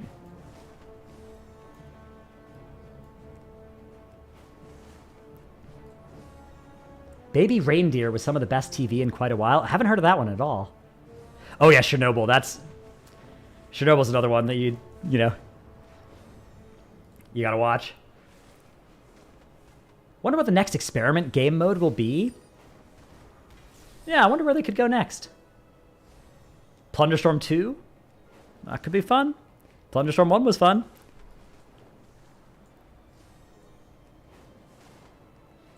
Man in the High Castle was a strange story, just in a setting of alt history. Yeah. Yeah. I feel like it almost would have been stronger if they hadn't done all the kind of stuff the story did, and it just instead, focused on the alt history without any supernatural stuff or whatever. Foundation, yeah, I like Foundation. That was good. WoW Among Us is the next experimental game mode. Ooh. That could be cooking. Did I watch Westworld? Yes. Yeah, I watched Westworld season 1. I watched a bit of season 2, and I kind of lost interest. Then I heard it's worth sticking with. So I will maybe give it another go. Did I see the teaser for the new Path of Exile League? Oh yeah, that looks really good. I mean, obviously we don't know anything about it, but I'm immediately in. Every PoE league, I'm just immediately in. WoW Among Us was a boss that no one liked. Yeah, well, that was because it was a boss mechanic. If there was a boss that did Plunderstorm as a mechanic, nobody would like that either. Doesn't mean Plunderstorm's bad. But if there was a WoW social deduction, experimental game mode, 10, 20 player lobby or something, somebody is an agent of N'Zoth and something, put some WoW twist on it, that could own. That could be sweet. Am I going to be casting for TGP? Yeah.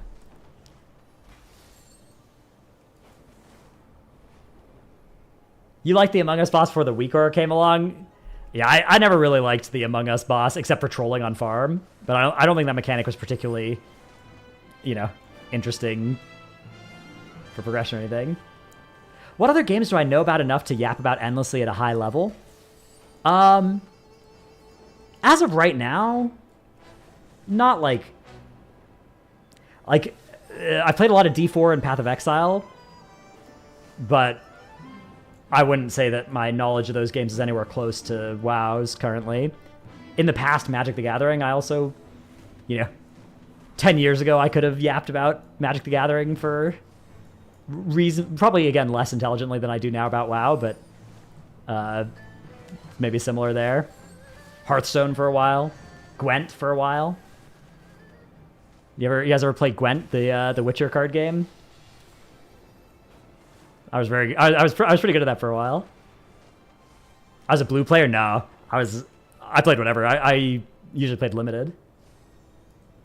So I liked drafting like white, green most.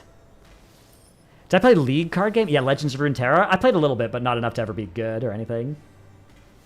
But I got like top 100. I've been top 100 in the Gwent and Hearthstone ladders before, and Magic as well. On Arena. Oh, I played on the Magic Pro Tour in paper, so I was pretty good at those games. I played one Pro Tour, so I was not that good. Miss Heroes of the Storm. Oh yeah, I played that for a little while. That was a fun game.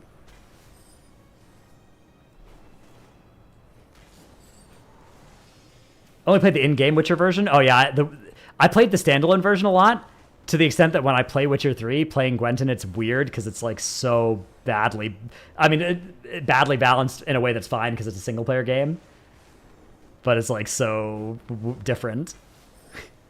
Spies just draw you 2 cards. It's crazy. What year did I play Magic in the Pro Tour? Whatever year Fate Reforged came out. Incoming Plunderstorm, penultimate boss, first tier of War Within. We know the penultimate boss, first tier. It's Silken Court. It actually looks really sick. I put up a video on it today, I think, from the raid testing. I think that boss looks really fun, actually. It's got a crazy mythic mechanic, too. I had to play a standard with fetch lands legal. I played a modern Pro Tour, so I played Storm. That wasn't a great choice for that Pro Tour. Did not go particularly well. Hey, Kaz. Can't decide between Bear BM and Blood. I know tuning isn't close to done, but any advice? Let's see. Of those... Yeah, I mean, again, tuning subject to change. I think the BM class tree looks really good. It looks really fun to play. All 3 of those tanks honestly seem really fun to me. If tuning went live like it is right now, I think I'd want to be on DK. But again, it probably won't.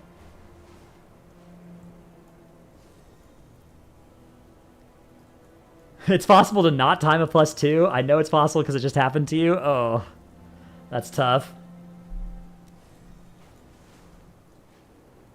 When in doubt, what happened to if in doubt, Jund him out? Well, Storm was fun. Storm was a lot of fun. It was mostly bad because they just printed Eidolon of the Great Revel, and that was really brutal to play into as Storm. And then also that was the PT, I think, where people came out with Bloom Titan, and that deck was really, really, really OP and was faster than Storm. And also Storm couldn't interact with it. So yeah, we got kind of creamed. It wasn't good. Alright, see you, Snuggy. Can we start yapping about how strong DK is? You're switching to DK. Oh, stop yapping about how strong DK is. You're switching to it after 7 years of Feral. Alright, we got you.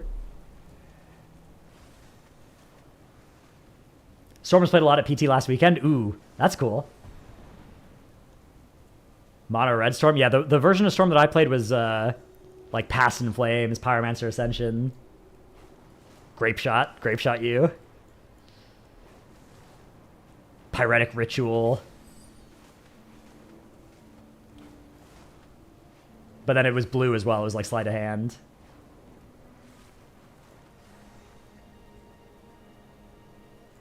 No, yeah, the version we played didn't have Gifts Ungiven, I don't think. How much bronze have I collected now? Well, I bought a mount earlier today. I should have a tracker. I should track how much bronze I've collected from flying through it. I think I'm up to like 130,000, 120,000 bronze or something.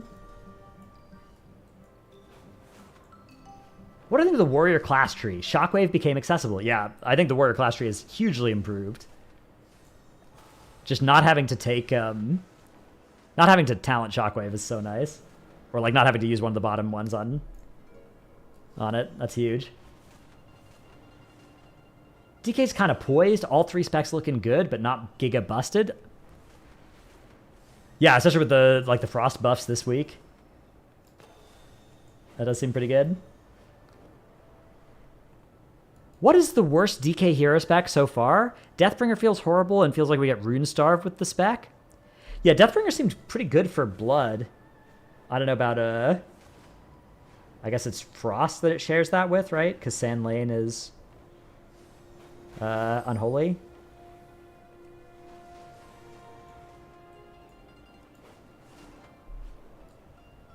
Can we get a prediction for when they will actually look at druids, specifically bears?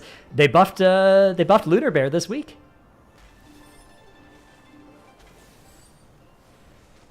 Does Blood DK still heal as much? You've seen clips of DK and Death Strikes just look weaker. Yeah, I mean, it's the start of an expansion, so you're casting fewer Death Strikes per minute because your haste is lower, your RP gen is lower, and also your incoming damage is a smaller chunk of your health bar. Death Strike scales its healing based on how much damage you've taken in the last 5 seconds. So if you're a DK and you're taking smaller hits of damage, like less DPS, less incoming DPS, you heal for less as well.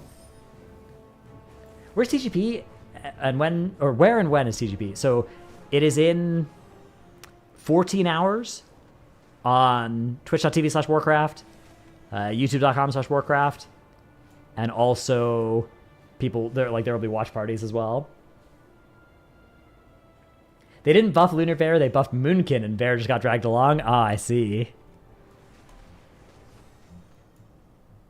You have less mastery, your shield's smaller too. That's true, that is true as well. Yeah, I think that does definitely also contribute. What's your favorite new War Within dungeon so far? Not a returning dungeon, strictly a new dungeon, either for theme or sheer fun. For theme, I would definitely go with Cinderbrew Meadery, which isn't in Season 1. That's a Season 2 dungeon. But it's really a thematic, smash hit, in my opinion. What's the difference between TGP and MDI? So TGP, the players will get assigned you get your 6 teams. They all get given some dungeons and a starting key level, and then told to go, and that happens on Friday. And they just push those keys up as high as they can. At the end of Friday, 5 hours later, the team that's got the lowest points gets eliminated. Then Saturday, 5 teams come in. They get, I think, 2 new dungeons revealed to them. And then they push up those and the old ones as well. And then at the end of that day, the team with the lowest dungeons done gets eliminated again. You go into Sunday, you've got 4 teams left. I think another new dungeon gets revealed. And they push up all of them as high as they can. Whoever has the highest dungeons is the winner. And then this time around, it's like 3 teams from each of the groups will get into the global finals. The global finals, we just do it again with no eliminations. And then MDI, on the other hand, is like a regular tournament where you just do Team A versus Team B in one run of one dungeon. Whereas in TGP, it's like, oh, if you wipe, you just go again. And you're trying to push the key up as high as it goes. Whereas in MDI, it's one attempt, and the key level's lower usually. I mean, always.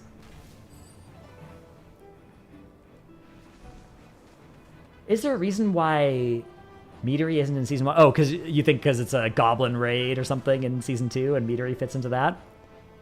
Could be.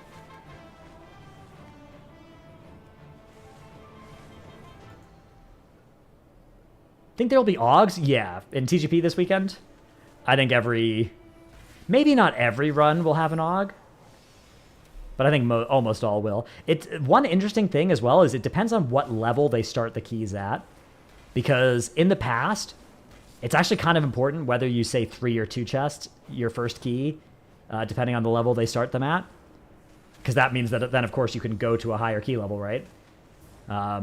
So depending on how low they start the keys, there might be a key level where maybe it would be like, oh, we can 3 chest this if we don't play an Aug and we play like a Destro Lock instead. Silent Killer, thanks to the Prime. I don't know if any teams will have prepped for that, though, because the teams have no idea what the starting key levels are going to be. So it's hard to, like, there's probably one key level where it might be worth it to optimize to try and be able to 3 or 2 chest instead. And it's unknown if that key level will even be one that they choose. Hi, Drowners. I have a question about beta. Can I ask you a question? I need to know what the best DPS comp is for M+ dungeons in Season 2 of War Within because I need to know. It's early, I know. That's stupid. You're stupid. Let's move on. Good point, Xantor. Get him. How many raids will we have in War Within? Nobody knows.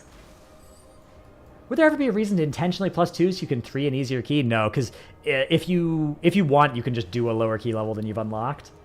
So it'd be better to 3 chest it because it would just take you less time to do it. I think probably Augs will have gear to swap to Dev. I don't think that'll be faster than Destro in that slot if it's a low key. Did I see your message earlier about end time? No, sorry. Is the legendary axe relevant at all, or can I stop farming it? I mean, it's definitely good for the next month and a half, but it's not going to matter in War Within.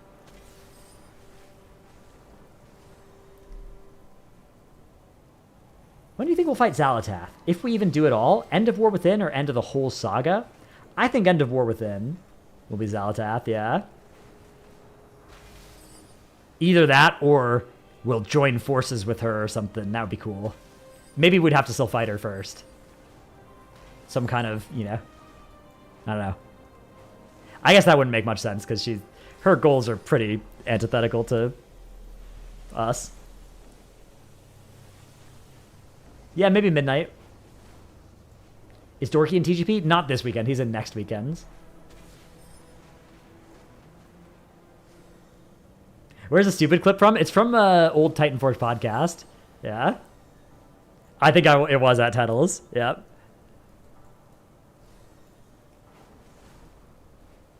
Do you think they just retconned the whole jailer thing? I think they would like to pretend that didn't happen, yeah. But I don't think they've retconned it. I think they're just kind of like, you know, like, we all have these things in our past that we're embarrassed of, right? You just kind of, you know, you don't talk about it. You're just like, yeah, that was a rough 2 years, huh? Right? Well, yeah, it happened, but we don't think about it.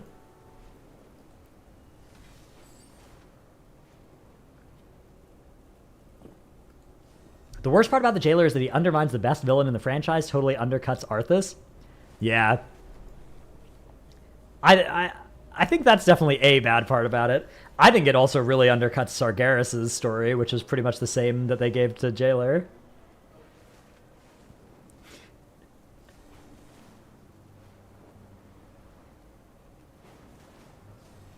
This might be a good yap. Which spec has never had high representation in M+? Not meta, but high representation.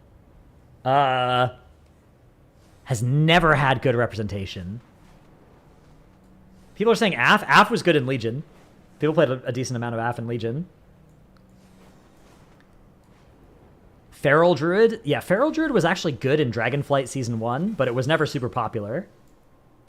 Ellie Shaman has been pretty rarely seen, yeah. Brewmaster Monk. Brewmaster Monk was good in BFA Season 3. Survival Hunter. Survival Hunter was good in Shadowlands Season 3 and 4. Arcane, yeah, Arcane has never been a super meta M+ spec. Frost Mage, Frost has been pretty good. Frost is often played in, like, you know, 20% of keys or something, of high keys or something like that. People play Frost. Marksmanship? Yeah, Marksmanship has been decent, but it's never been super popular, I think, yeah. Or, like, meta. Fury Warrior, yeah, Fury Warrior has been... That's a good one. Arms was good in Legion for a while, but not Fury. I mean, Fury, not like Fury was bad. Fury was actually sick in Eye of Vajara, because you got ramping execute stacks on the last boss. You do big damn on that last boss. Subbrogue? No, Subbrogue was good. Subbrogue was like giga meta in BFA Season 1.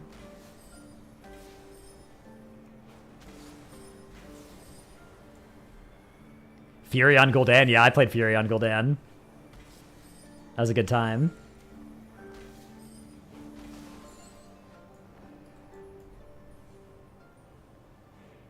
Yeah, if you're on Gul'dan was sick, your first draft of souls would immune a knockback as well if you got targeted by the chains. That was really fun. That was back when you played Frothing Berserker, and you like tried to exactly hit 100 Fury before you spent. That was so fun. That was such a fun build. Do I think Delves will be a good piece of new content? See, it sounds like they want to feel on par with Keys and Raids. So I don't think they're going to try and feel like on par with Keys and Raids in that I don't think they're for the same people that Keys and Raids are. I think that they're mostly for people that Keys and Raids aren't for as much. They're trying to be like the Keys and Raids for people who don't want to, you know, do high coordination requirement stuff, do stuff with, you know, group size restrictions, any of that kind of stuff. And also for people who just, yeah, I mean, certainly for raiders and key people who want the cosmetic, that'll be exciting, but the gear level rewards are like capped at heroic raid gear and like +5 keys and stuff.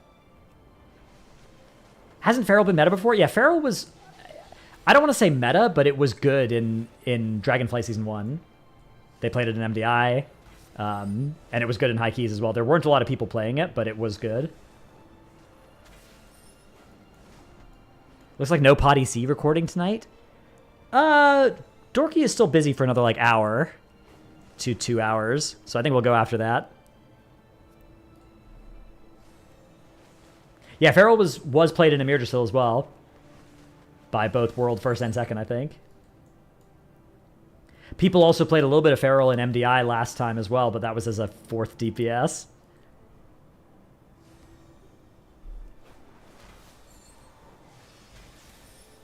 Max is still raiding in Terrasland? Yeah. Yeah, I imagine that in an hour he'd be available, or an hour or two. Unless they're going all night to try and get Terrasland World First. Who's Biss on Potty C? The people would say Growl. He just beat it? Oh, let's go. They just did it? That's sick. Love to hear it.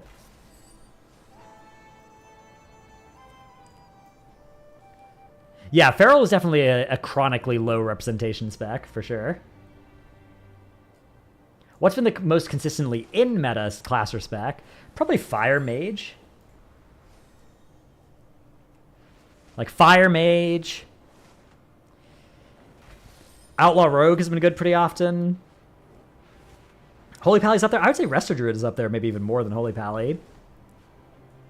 Mages stay winning, yeah. Hey, hopeful.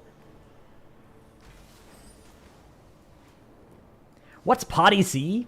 It's a podcast that me, Max, and Dorky do. It's yeah, let's see. I'll link it in chat. Let's see if I can link things in my chat, in my YouTube chat. There.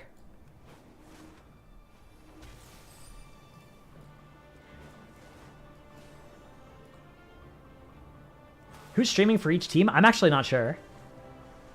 As a Feral main, I'm still pissed at Shadowline Season 3 when we were going to get a good tier set, and then it got nerfed by 73% 1 week before release. Feral ended up being bottom 3 DPS and everything, yeah. Yeah, you'll never see them doing that to mages. That's like a Feral Druid, you know, Enhanced Shaman, Ellie Shaman. Those are the specs that get that happening to them. Havoc has always had high meta representation, meta or not. Yeah, Havoc's often... Havoc's always popular. Havoc's just a popular spec.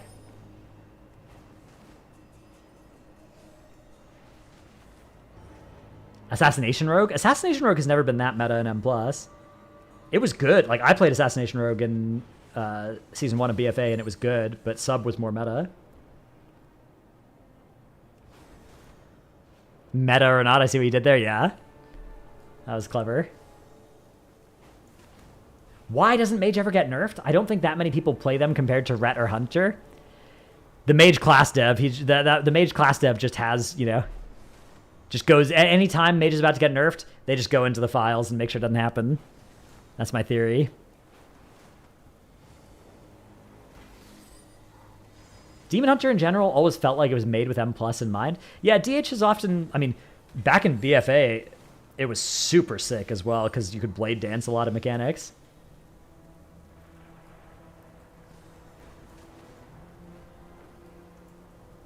Mage Dev has dirt on Blizz higher ups. Yeah, that could be it.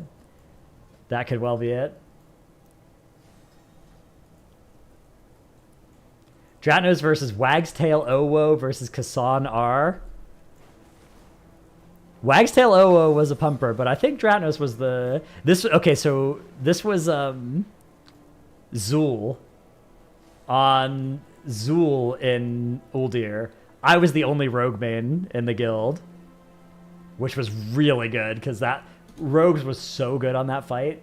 Sub was so sick on that fight. Let's see if the parse is even still there.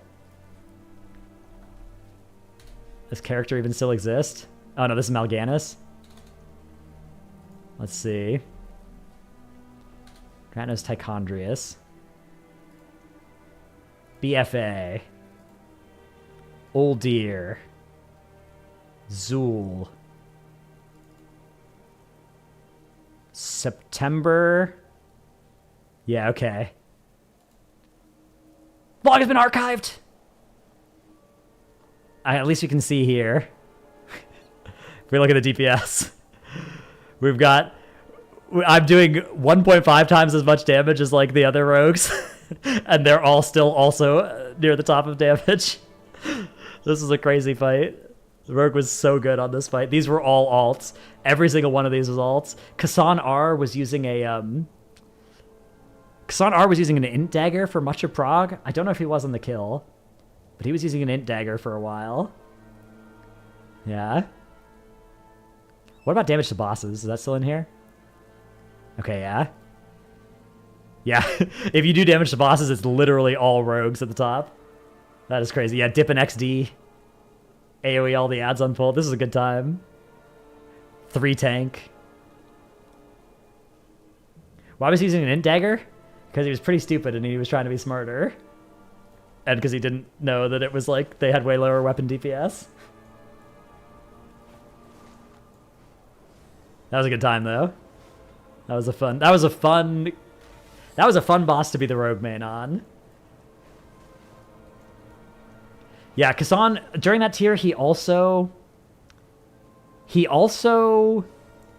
was health potting with a rejuve pot, which also restores mana.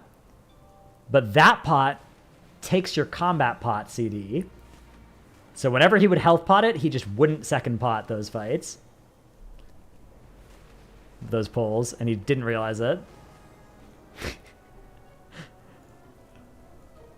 Yeah. That guy was really good. Just, you know, also very stupid.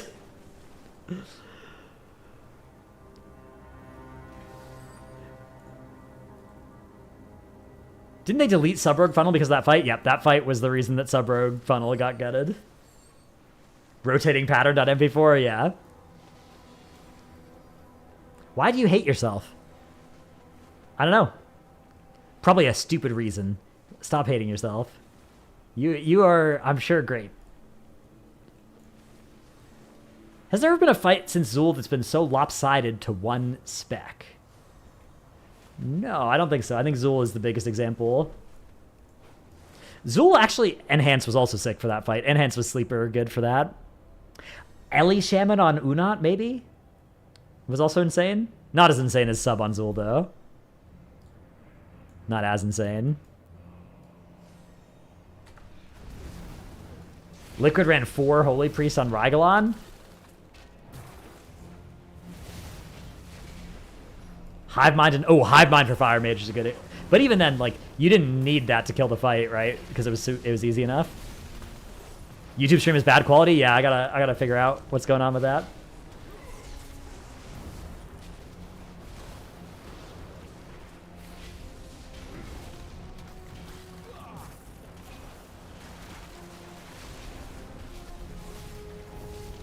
Rep Pally on Eternal Palace world first.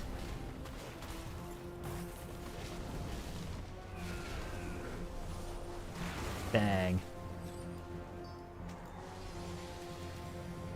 Zakali Shadow Priest, Serve Hunters. Oh yeah, Serve Hunter on Lords of Dread. But even then, none of that was close to Zool. None of that was close to Zool Sub-Rogue.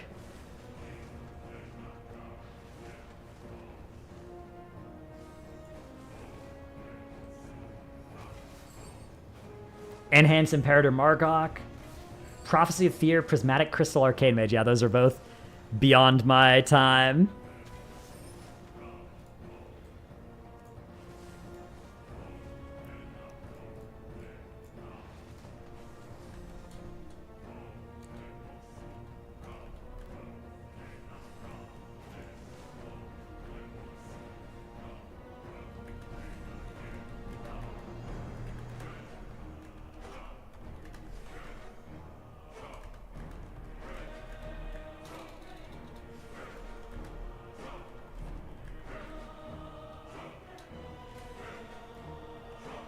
Surrender to Madness Priest in Emerald Nightmare.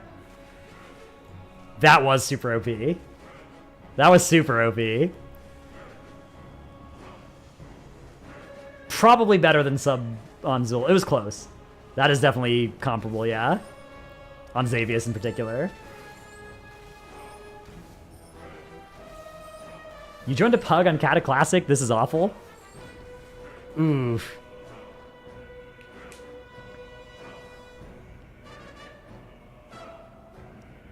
Do I think by the end of War Within, the Azeroth planet will start crumbling, and Midnight will be a ruined version of Azeroth? I don't think they'll, like, break the old world or anything. Maybe, though. That'd be cool. Maybe you just chromie time back into it or something. Yours is Herald of the Titans with your Heroic Guild? Ooh, grats. That is cool. Did I have a good 4th of July and see fireworks? I haven't yet. Fireworks will probably start here soon if they haven't already. Or maybe I missed them, I don't know. When do they usually shoot fireworks? Is it like 9? 6? I don't know. You hate fireworks? They scare your dog? Yeah. Yeah. It does seem like there should be some... Like, some cities should do no fireworks, and then everybody with dogs can just go visit those cities over 4th of July. Or like if, you know, if like one city in every 100-mile radius did a no fireworks thing. That could be good.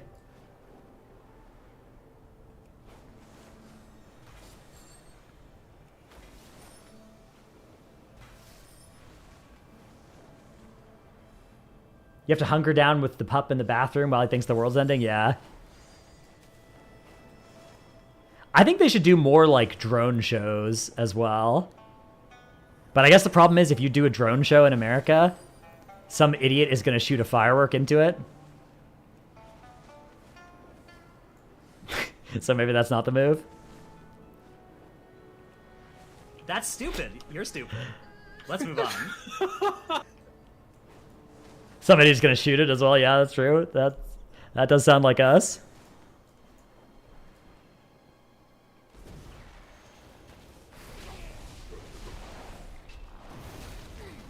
Dude, these things used to mess me up, but just through flying through bronze, I've like doubled my health. Now I win against these things. Pedro, no, I don't want to scare Pedro. I don't want to call upon Pedro if I don't need him. A drone show like a bunch of statistics teachers talking to American lit teachers?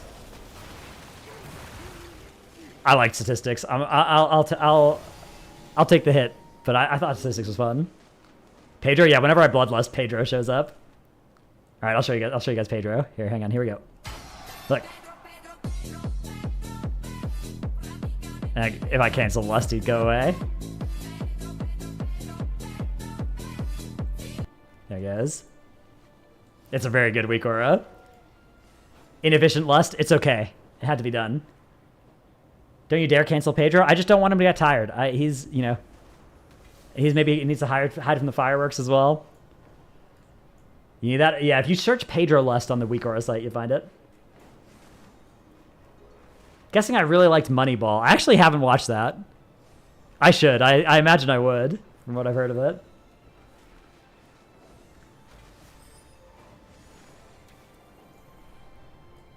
Sartharian 3 Drakes and getting server first and flexing it to the guild to remove me 1 week prior was young and bitter. But the guild that removed you 1 week prior, that's nice. Yeah. What's my proudest achievement in WoW? Probably just Fire Rack. Fire Rock World 16th. That was pretty good. Pretty happy with that.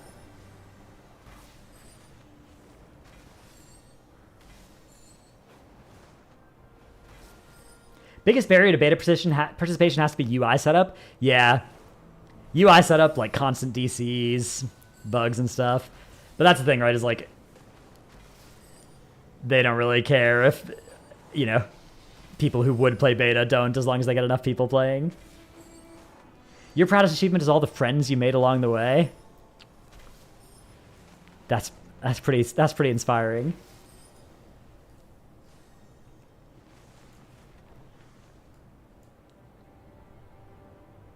Your beta crashes every 10 minutes since the update? Yeah. Unstable. This build in particular seemed pretty unstable. We were lagging a lot during testing. Hear you out. Increase the GCD by 1/4 of a second. More people would be able to execute a rotation. Brain lag OP. Ah, Final Fantasy player detected.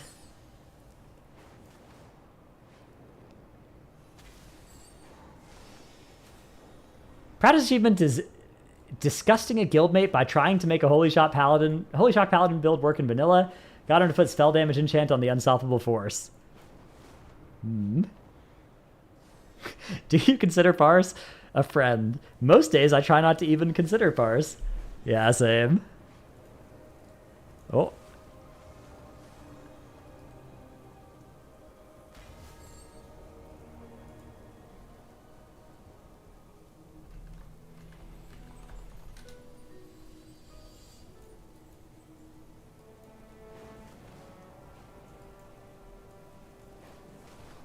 Parse won't stop asking you to do keys. You need help? Oof. That is tough. Thoughts on the Shaman rework? I think it's good overall. I think they should... Like, Enhance needs some help.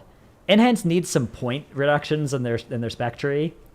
Because right now it's, like, really painful to get everything you need. A lot of the hero talent trees make you spend points that you didn't have to spend before. So Enhance, I think, is in need of some love. But I like what they've done for the class. I like the raid buff. And I like what they've done for Ellie and Resto as well. Ellie maybe also needs to get a little bit more Maelstrom Gen back in.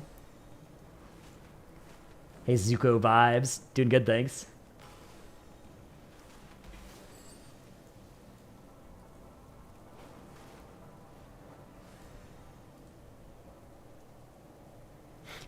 Time for beta keys? Statements uttered by the entirely deranged.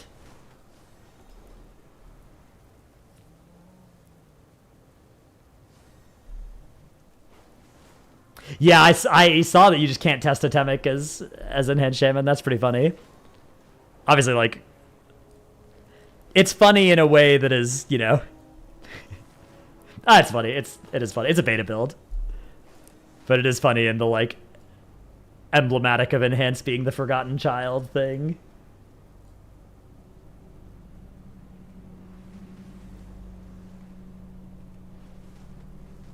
Are hero talents more or less an expansion long tier bonus?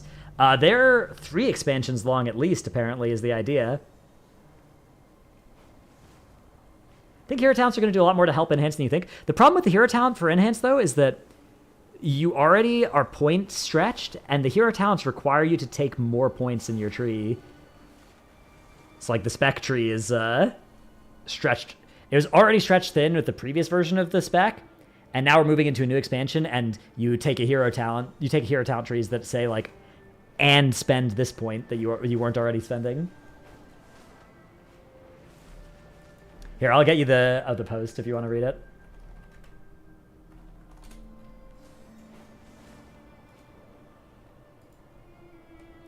This is the post that resonated the most with me.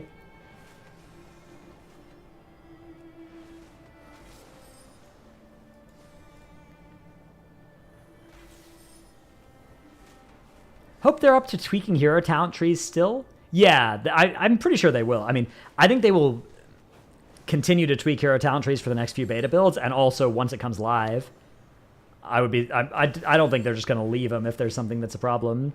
Obviously they might, but I think they're going to try and not do that.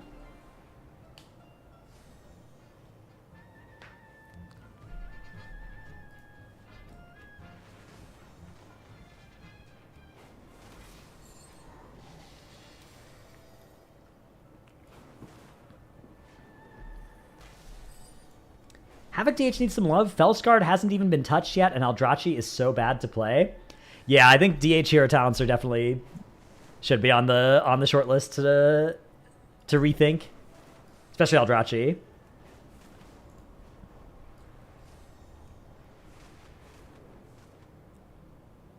Yeah, like DH, Rogue, Hunter, I would say have more bad than good across their hero talent and spec combos. Damn it, this person... Oh. Wait, are they going for the orbs or what? They just flying around? They were there first, so if they want the orbs, they can have them. Doesn't look like they care. Alright. Yoink. I'll be taking that. Barrier talents seem good, just not flashy or spec changing. Yeah, Druid of the Claw for cat weaving seems pretty cool. That seems pretty fun. Okay, sure, but aren't Havoc mains cringe and not worthy of love? Another good point. Yeah, I should get a bronze tracker week aura. I wonder if there's one that tracks like lifetime bronze earned. Let's see. Or if it will just start now. Bronze tracker.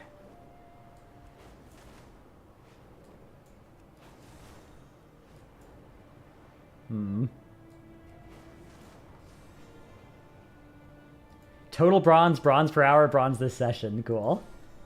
Let's put this on. Cat weaving isn't even worth doing at current tuning, even as Druid of the Claw. Yeah, that's sad.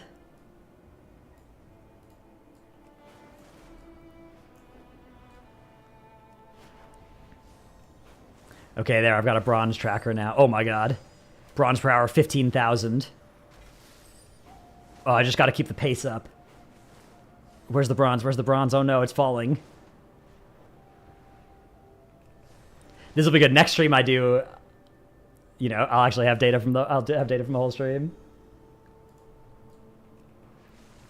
3450 weak auras? Oh yeah, soon I'll get to delete all of my Dragonflight weak auras. That'll be nice.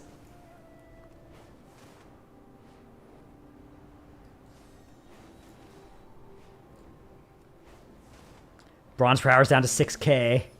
Can we fix it?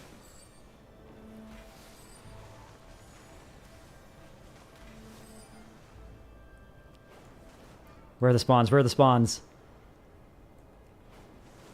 Oh man, I think Jade Forest is bad for this. Oh no, I hit a branch. It's over. It's all over. Ah, there's another person taking my bronze. Alright. It's definitely over. I think it's the end of the stream. Next stream, we'll have a good bronze tracking session. If I need to go get ready to see if we're going to do Potty C record tonight. Yeah. Damn, it's hot in here. I'm sweaty. TY for hanging out, chat. Thanks to everybody watching on YouTube as well. I'm going to try and make the quality even better for the YouTube people for next time. And yeah. See you guys later. GN.